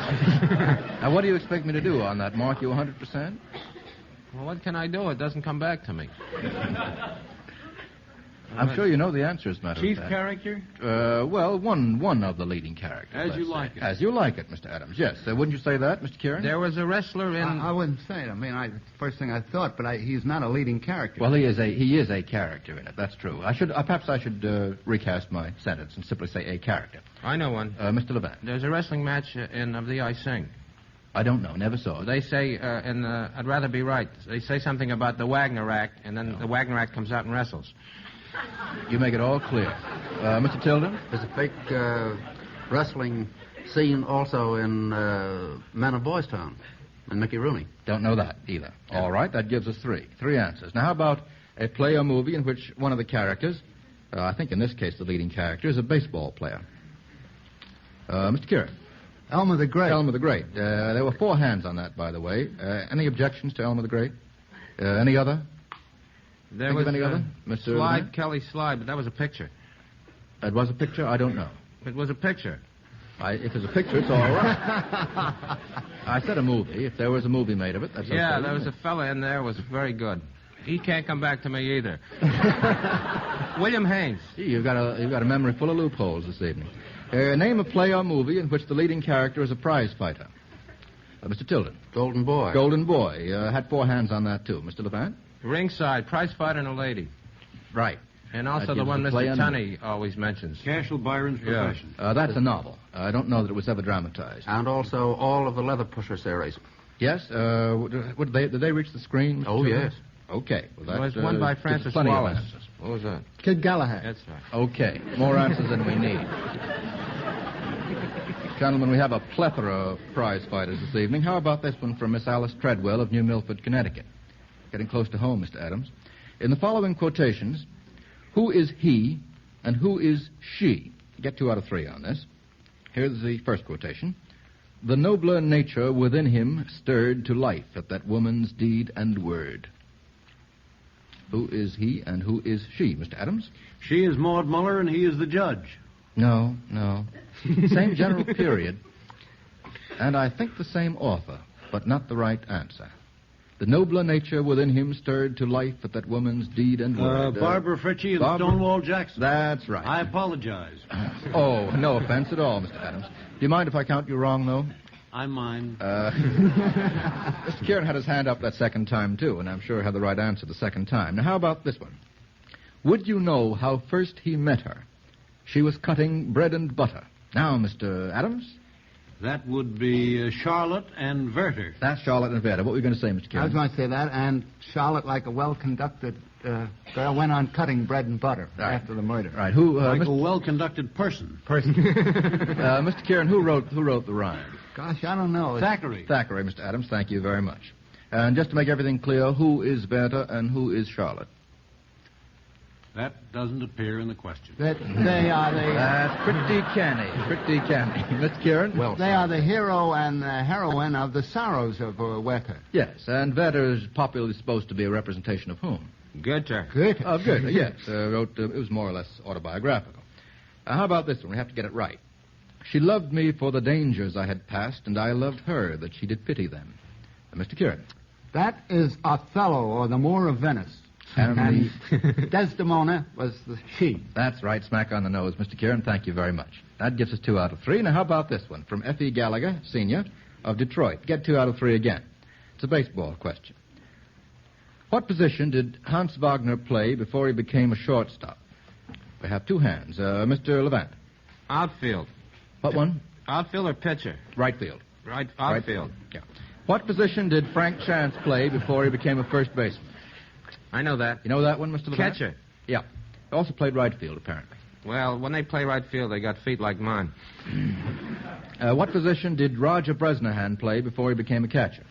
Mr. Kieran. Center field. Third baseman, apparently. Well, he was also an outfielder. He could play anywhere. He did? He did. I saw him play center field. Okay. Good enough. That gives us 3 out of 3. How about this one, gentlemen? From Gretchen Schwartz of Wellsburg, West Virginia. Again, get 2 out of 3 if you can. I'm going to give you some famous titles. Tell me what they mean. This play by George Bernard Shaw, The Doctor's Dilemma. What is the Doctor's Dilemma in the play? What is the Doctor's Dilemma? Mr. Levant. Stop me, because I'm going to go on for an hour. All right. Well, not on this program, it's a question of which is the scientific quest or the man of genius, which is represented by the corrupt character of a painter. And which one? What is his name? He believes in Michelangelo, but I don't remember his name. That's good enough. It's a peculiar name. Not Frigid or Rigid. Was it... That's Rigid's the doctor. Dubedat? Dubedat. All right. Well, Dubedat is corrupt and worthless, but a man of genius. Now, whether it's worthwhile to save him or of the... Well, the doctor wins because the painter's wife doesn't give Rigid, the doctor, much of a tumble. Correct. All right. Now, in The Secret of Suzanne, the opera, The Secret of Suzanne, what was the secret? Was that piece they always play. Da-da-da-da. That doesn't sound like a secret to me, the way you say it. Mr. Tilden? I think she smoked. Yes. She smoked what? Cigarettes. Cigarettes, yes. Lucky strikes? Let's hope so. Well, I suppose one should say that. That's the secret on this program.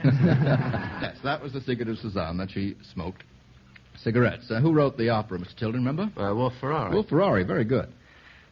In Great Expectations, the novel by Dickens, what were the expectations? A great many people have read the novel. I wonder whether they've ever thought what the title meant. Didn't.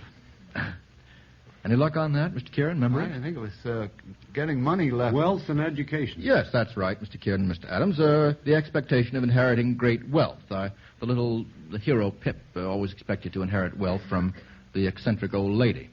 That gives us 3 out of 3. Now, how about this one? It's a tennis question from Joe Hunt of this city. Name the doubles partners of these men. Joe Hunt of this city? Joe Hunt of this city.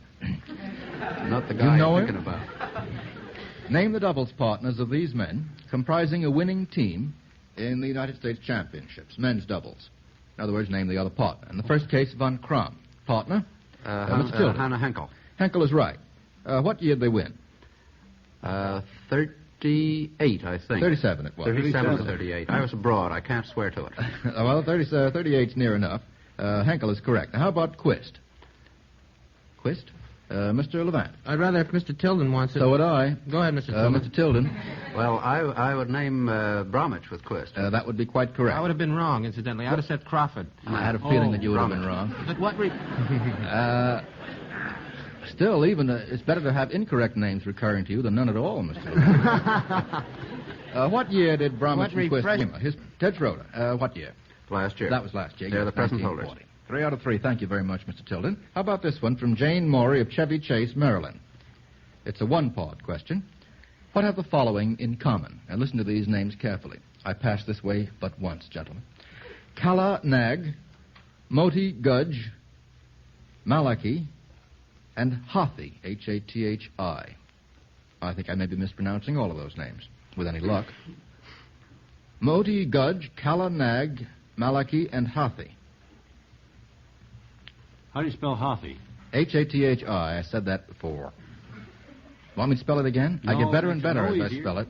Mr. Kieran. Well, I'll take a chance on Go it. ahead. Are they names of elephants? That's right. Very good, Mr. Kipling. Kieran. That's a peach. And who are they? Can you give us any From idea? Kipling. They're all from Kipling. I think that's very good going. They're very difficult names to remember. Kalinag is from Tumai of the Elephants by Kipling. Moti Gus from Mining Inventions, and Hathi is from the Jungle Book. So that's very good. How about this one? Now, we had... this question comes from R.B. Lewis of Dallas, Pennsylvania. You get 2 out of 3. It's a current events question. What place, conspicuous in the news, is recalled by the following? Is recalled, in the first case, by a tree. A tree. What place recently conspicuous in the news makes one think of a tree? Famous tree. It wasn't George Washington's birthday lately. No, not recently, It's Lebanon. Lebanon in Syria, and of course the tree... That's lots Cedar of of trees. Lebanon. Well, the cedars of Lebanon. How about charged water? What place conspicuous in the news? Vichy. Thank you, Mr. Levant. I guess we all would have gotten that. How about a sword? Damascus. Damascus, Mr. Levant. Very good. That's 3 out of 3. Now, here's a question that we didn't finish a week or two ago. From Margaret Snyder of Toledo, Ohio. It's a question about fictional meals and who ate them. We got one part wrong. We have to get the next two parts right. Who ate beans without ketchup? Mr. Levant. Lenny, and you know that thing I answered last week. Of Mice and Men. Of Mice and Men. Yes, George and Lenny in Of Mice and Men. Yeah. Who ate a peeled grape? Mae West. Attaboy, Mr. Levant. You're going great guns. In what picture? Mae West is enough. You don't have to remember the name of a picture. She's more than enough. That gives us 2 out of 2, thanks to Mr. Levant. And I'm inclined to think that's about all we're going to have time for. Oh, no. Oh, would you like to have some more, Mr. Adams, really? Why don't you wait around till next week? I can promise you a few more questions. That be all right? Now Mr. Cross maintains that the ladies have a good head for business. Well, Mr. Fadiman, this was certainly indicated to me the other day in a conversation I had with some friends. You see, a gentleman had asked me how the American Tobacco Company could afford to pay so much above the average market price for tobacco. Well, before I could answer, his wife popped up with, why not? Won't it make more people want to smoke Luckies, and won't they sell more as a result? Now, you know, she'd put her fair riser. Let me tell you the full story. We pay the price to get the finer, lighter, naturally milder tobaccos. That makes Lucky's a finer, milder, better-tasting cigarette. And the result is that more and more of you want to smoke Lucky's. So you see, it really pays to pay, for example, 21% more than the market average for tobacco at Covington, Kentucky, 35% more at Knoxville, Tennessee, and so on. Yes, that's good business for us because it's good smoking for you. Next time, ask for Lucky Strike. Thank you, Mr. Cross. I've been reminded that this evening I've made more errors than the experts have because the first question asked this evening was answered incorrectly. And that means we sent out $25 and a set of the Britannica to the gentleman who sent in that question. In other words, this evening Lucky Strike seems to have paid out $50 and 2 sets of the Encyclopedia Britannica. And Mr. Tilden, Lucky Strike thanks you for those returns this evening. Next week we offer an equally dazzling aggregation. In addition to Mr. Adams and Mr. Kieran, we're going to have a return engagement. I think you may remember this gentleman, a return engagement of the Honorable James J. Wallace, the silver-throated baritone, as Mr. Adams has dubbed him, and judge of the Court of General Sessions in New York. And as our special extra guest, please listen carefully, the Vice President of the Society for the Preservation and Encouragement of Barbershop Quartet Singing in the United States, a man who obviously needs no introduction whatsoever, other than the naming of his name, the Honorable Alfred E. Smith. Now, will you remember, those who send in questions, that for every one we use, whether or not it's answered correctly, the sender gets $10. Now, if the question should happen to stump our experts, and as you can see, they frequently do, you not only get $25 more, but in addition, the complete 24-volume set of the latest edition of the Encyclopedia Britannica. Please remember to send your letters with questions and the correct answers to information, please, at 480 Lexington Avenue, New York City. And now a parting message from Mr. L.A. Speed Riggs, famous tobacco auctioneer from Goldsboro, North Carolina. And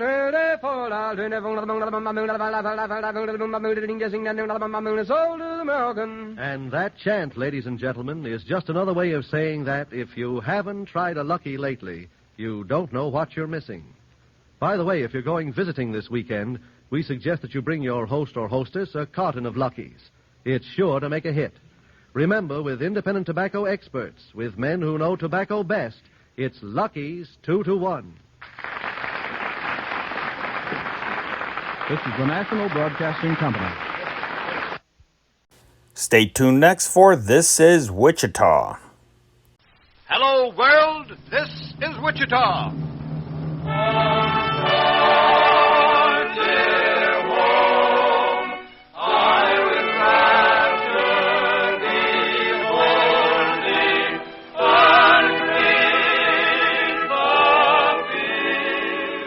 Wichita Eagle, the newspaper for every member of the family, brings you another dramatic episode in the great story of this city. Come along with us for a trip down memory lane. Listen to another chapter from the dramatic, the thrilling story of This is Wichita.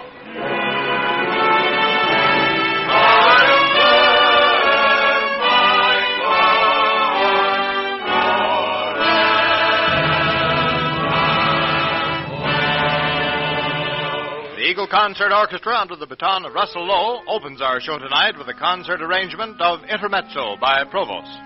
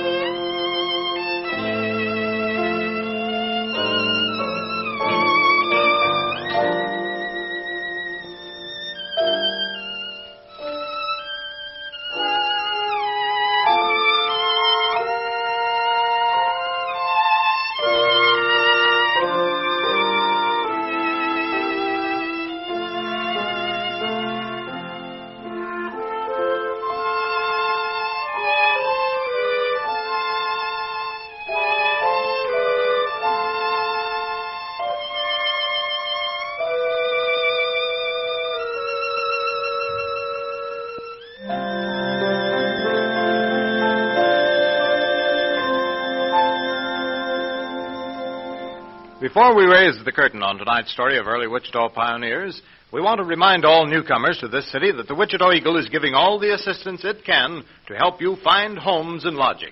Every issue of both the Morning and Evening Eagle contains a list of rentals. If you're looking for a room, apartment, or house, read the classified advertising section of the Wichita Eagle.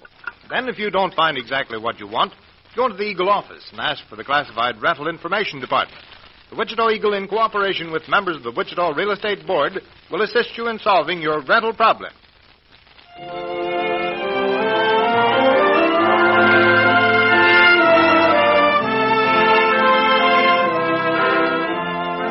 And now the curtain rises on another drama of your city and mine.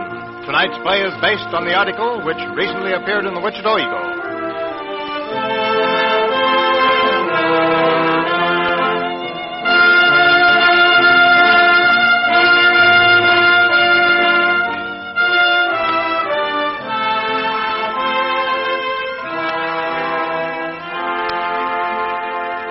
This is the beautiful true story of two Kansas pioneers. The story of Sam W. Fitzgerald and his wife, Cynthia. It begins in the year 1860 in Central City, Colorado. Two young people have just taken the most sacred vows man and woman can make. They are alone now. The laughter of the departing wedding guests is fading away.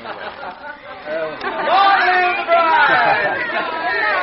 Thanks a lot for coming down. Now, don't let Sam start. Oh, I won't. Yeah, don't worry.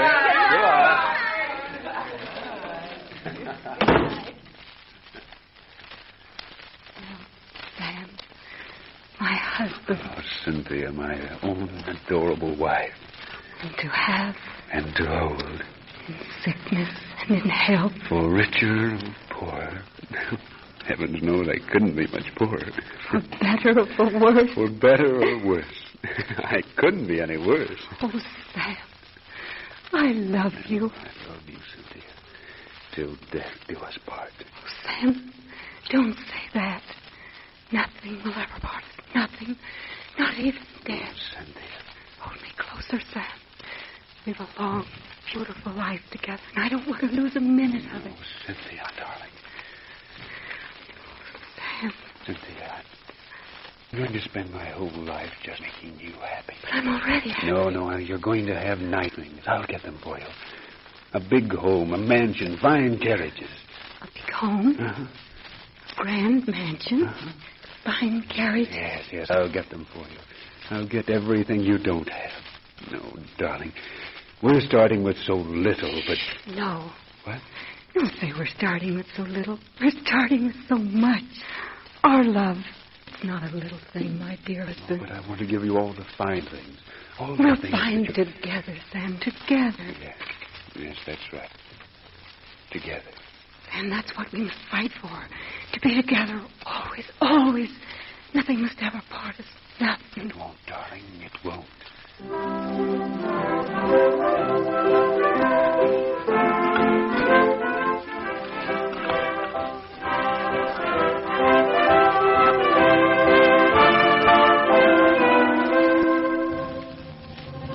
Abe Lincoln's right. We've got to whip them rebels. They can't be no two nations. It's got to be one nation. I've got to be shown. I'm joining the Union Army. So am I. Abe Lincoln wants volunteers, and I'm for it.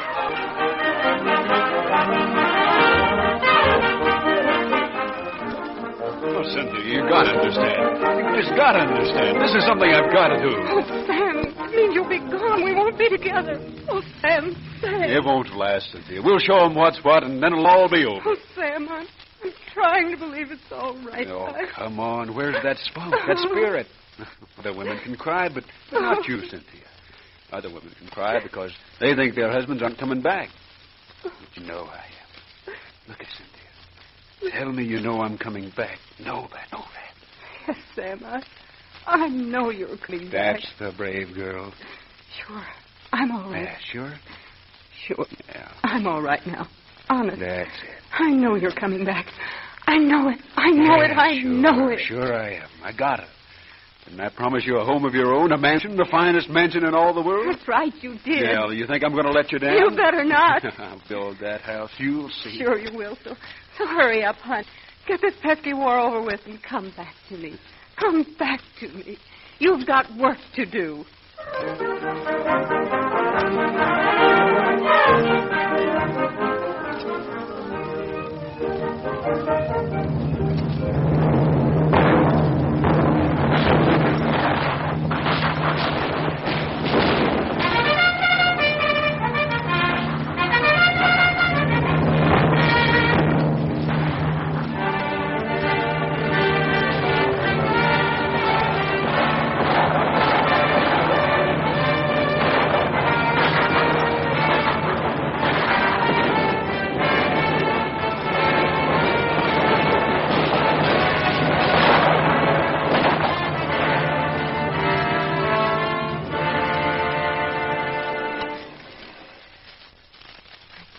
Cynthia, by now you surely must have the news that it is all over. We've won, and I'm just waiting to be mustered out of the service. Don't know just when I'll be back. Can't say the exact day. But it's all over, and I'm coming back. Maybe you won't know me after what I've been through, so I'll be whistling Coming Through the Rye, because that's the only tune I know. Look for me anytime. I'll be coming back to you just as soon as I can. You're loving. Oh, he's coming back. He's coming back. He's coming back.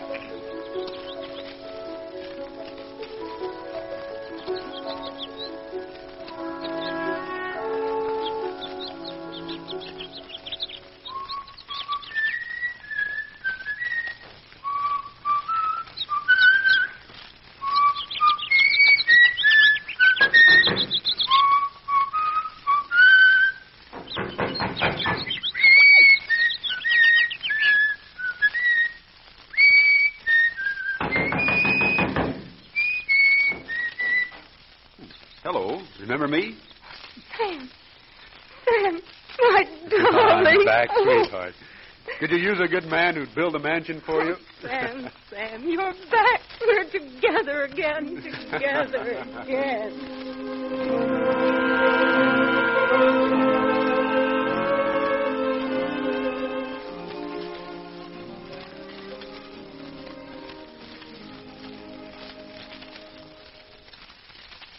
Sam.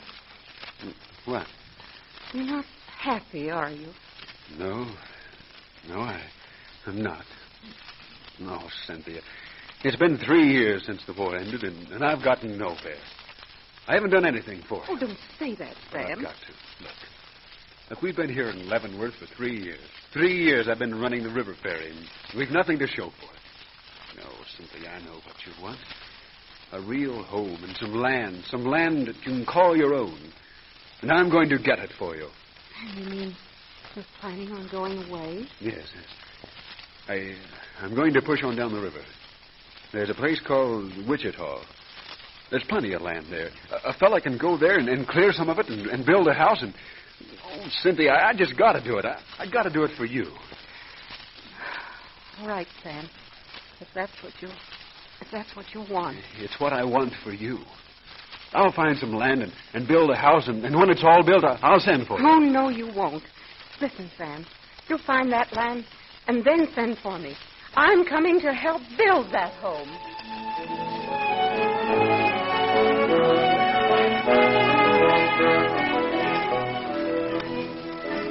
My dearest Cynthia, I've at last found the land for our home. It's located on the Arkansas River.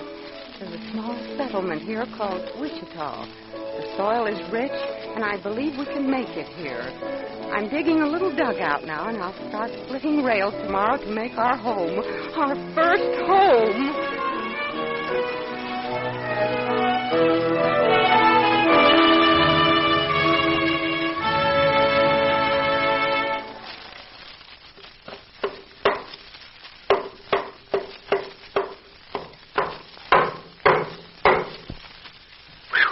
Well, at least it's beginning to look a little more like a house, isn't it? Oh, Sam, it's just great. It's wonderful. My mansion. Well, that's kind of stretching the point, honey. There's no chink in between those logs, and there's no floor in it yet. Just give us time. Just give us time, oh, Sam. The wonderful thing is, it's our own. Our first real home. Land that's all our land. Hello there. Are you home, the visitors? Look, somebody's coming to see us. Sure we are. Please drive. Oh, dear. Hello there. Oh. Hello. Awfully glad you came over. Thank you. I live over at the other side of the river. I've been watching you and your man working away. My name's Felix. And ours is Fitzgerald. We came down from Leavenworth, Kansas. How do you like our home? Well, if you want the truth or some sugarcoating? Why, the truth, of course. Well, my dear girl, that house of yours won't last through the winter. If this big Kansas wind that hits, it'll just scatter the whole shebang all over the country. Well, that's not so. No, don't get your tail feathers up. I've been here before you were. I know what a Kansas winter's like. Yeah, maybe so. But it's a good, strong house, and my husband and I built it together. And we're going to live in it. There's no floor and then no chinking and then cracks. Why, you'll freeze your tails off. I've seen folks settle around here before, and they don't stay long. This here country's cussed mean. Just plain mean, ornery low down. It burns you up in the summer and it freezes you in the winter. And then what's left of you after that? Why, the grasshoppers get. Bet you don't stick it out. Oh, you do. Well, neighbor, we'll be living here long after you're planted in the ground. Don't tell me about this Kansas country. I know it's tough. But me and my man are tougher. We came here to make a home. And come wind, rain, or high water, we'll do it. Now, I'll spit a ball of tobacco a yard wide if I don't think you will. Thanks. We know we will. Well, time will tell. But mark my words, this is going to be one of the coldest winters that ever hung an icicle on your nose.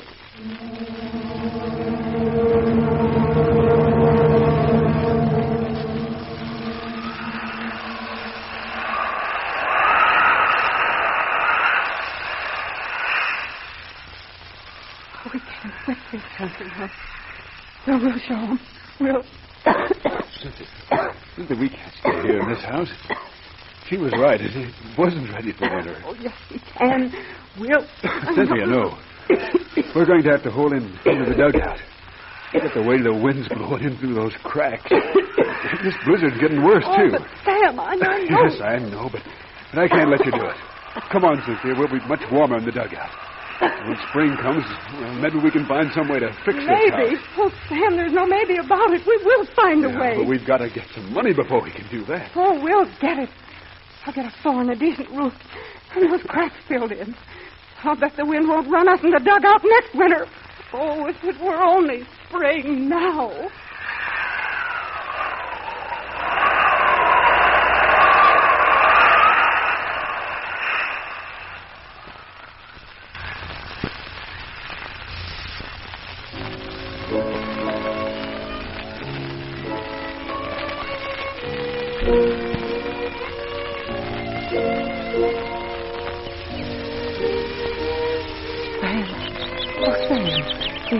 Do you hear what I hear?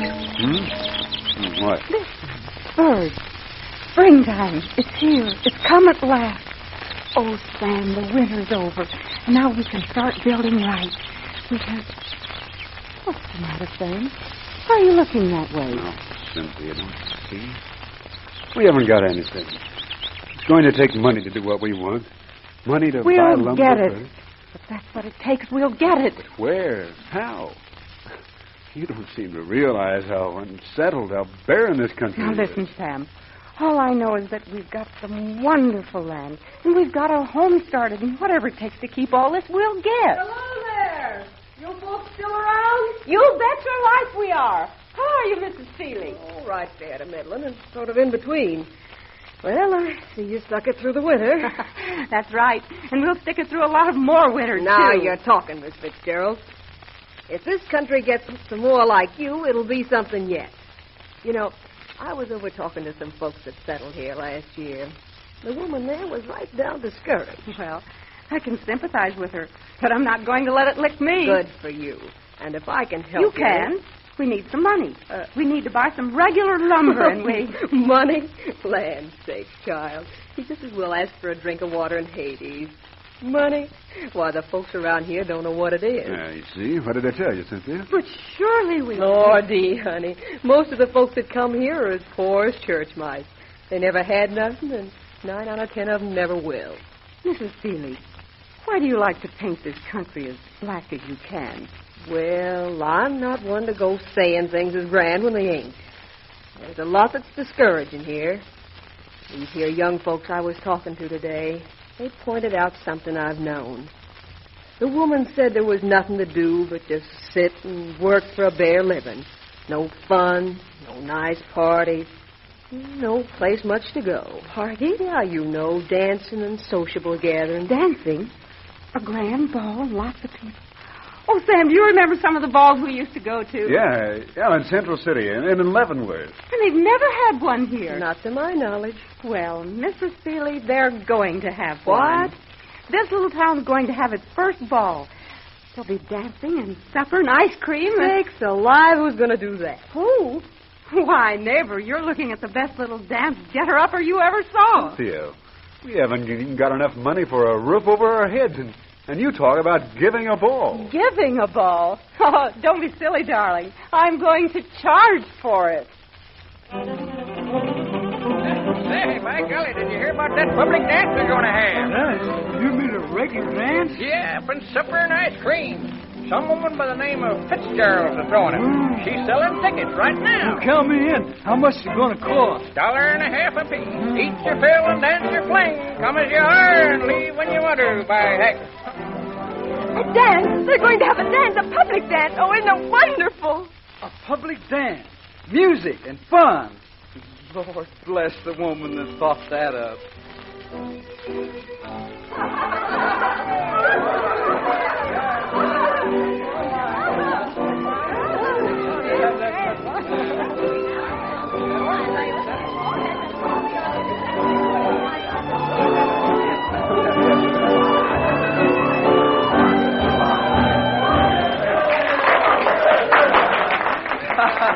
All right, folks, quiet. Quiet, folks. Pardon me while I make a little speech. Well, now, you know, I just wanted to say that this is the best time I've ever had in my life. How about the rest of you? And you know, we all can thank that smart little woman that thought this up. I say we owe her a great big vote of thanks for this, even if she did charge us for it.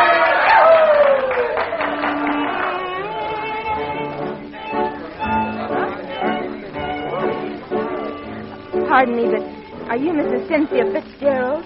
That's right, ma'am. Well, I'd like to talk to you for a minute. I want to thank you for what you've done. It's like they said, even if you did charge for it, it's so wonderful. This is something we've needed. A chance to get together, to laugh and to dance. Life can be so dreary out here on the prairie. Sometimes especially we women folks, we long for some of the things they have in the cities back east. But thanks to you, you've shown us that we can have them here. I want to especially thank you because, well, you see, I was planning on giving up our homestead and going back. I just thought I couldn't stand it. But I know now that people can make their own happiness if they want to. They can make it anywhere, in the city or in the wilderness. Thank you so much, Mrs. Fitzgerald. Thank you for showing us.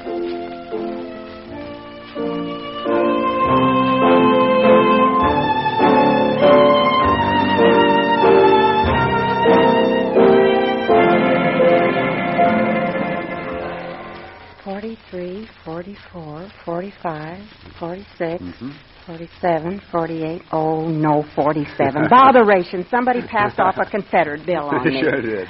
48, 49, 50, 51, 52. Oh, Sam, we've cleared $52 profit. And that's enough for a new floor and for windows and a roof for our home. Sure is. Oh, Sam, don't ever talk of leaving here. We'll build that mansion yet.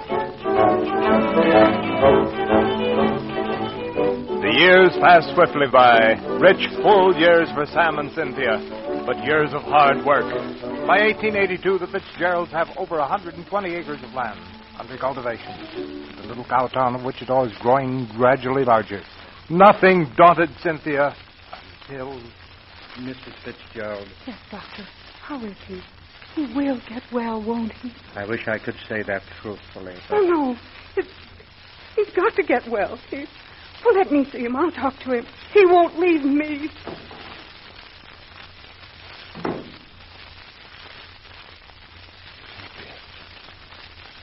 Cynthia, is that you? Yes, Sam.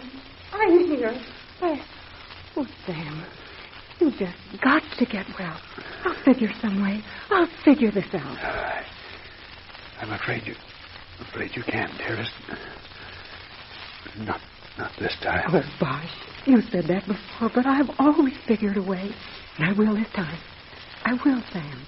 We've worked too hard over the years, and we've come a long way together. And you can't go now. You just can't go and not see things really great and beautiful like we planned. Like we planned them. Remember the mansion, honey? Yes. Oh, Sam, you've got to get well so we can build it. You promised, Sam. I'm trying, honey. Trying awful hard, but... We've got to do it. None of this will mean anything. Sam. Sorry, dear, but you just can't beat this problem. Yes, I can, Sam. Listen to me. Sam. Sam. Oh, Sam.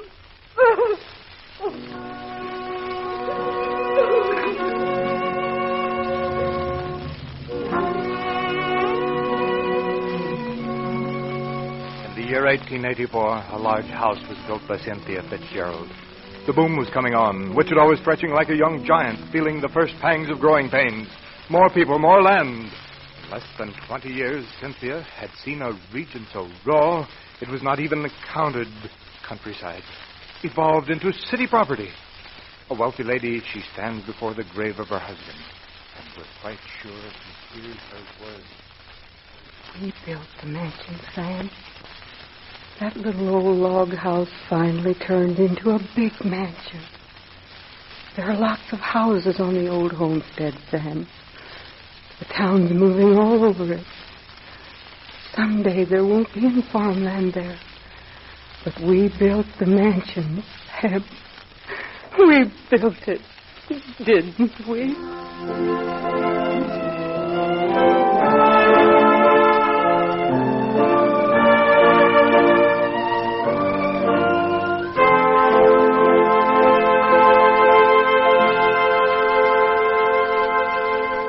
And so our curtain falls on the story of Sam and Cynthia Fitzgerald.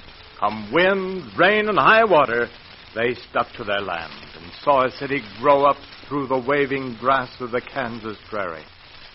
This program is sincerely dedicated to the courageous spirit of the women who refuse to be defeated.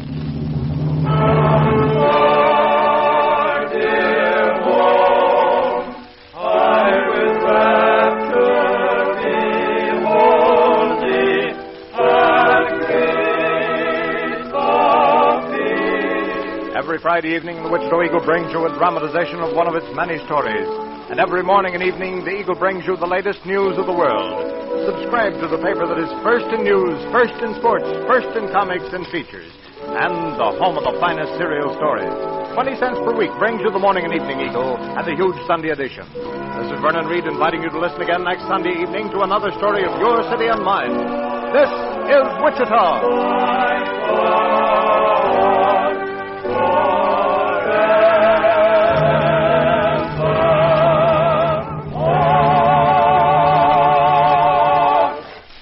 Well, that's the way it was for Friday, June 13th, 1941. My name is Henry Chop, your host, and I will tell you what we are going to listen to tomorrow night, Saturday, June 14th, in just a little bit. Please don't forget to hit that subscribe button if you enjoy content like this, and click the bell icon to get notifications as to when a new upload will premiere. That will also get us into that YouTube and Google algorithm. This channel does not qualify for monetization because of the vintage radio, music, and film content that we feature. Because of that, we are asking for your support. We set up 2 links in the expanded description section to this video, one to PayPal and one to GoFundMe. Both are secure. All I see is the amount you contribute and your name, and that's all. If the GoFundMe link is out of date, go to a more recent video or this channel's description for an updated link. These videos take quite a bit of time and research to put together. Thank you in advance. Tomorrow night's really nothing special for a Saturday, other than we have the movie double feature, and I did find a movie double feature. I will tell you about that tomorrow night. And as far as radio goes, we have Jungle Jim, front page drama, Edgar A. Guest, The Green Hornet, and of course, you're going to hear me as a disc jockey doing the Your Hit Parade Jukebox, counting down the top 10 songs of the week. And then, like I said, the classic movie double feature, our Saturday night at the movies. Until then, let's turn off this old tube radio. That's our time machine. Good night. God bless. This changing world, this changing scene, where is it taking us? What does it mean? As long as we're certain of each other, we know we don't have to be afraid. These changing times we rise above. We have no time for them. We have our love, and love is the only thing that still remains the same through all this change.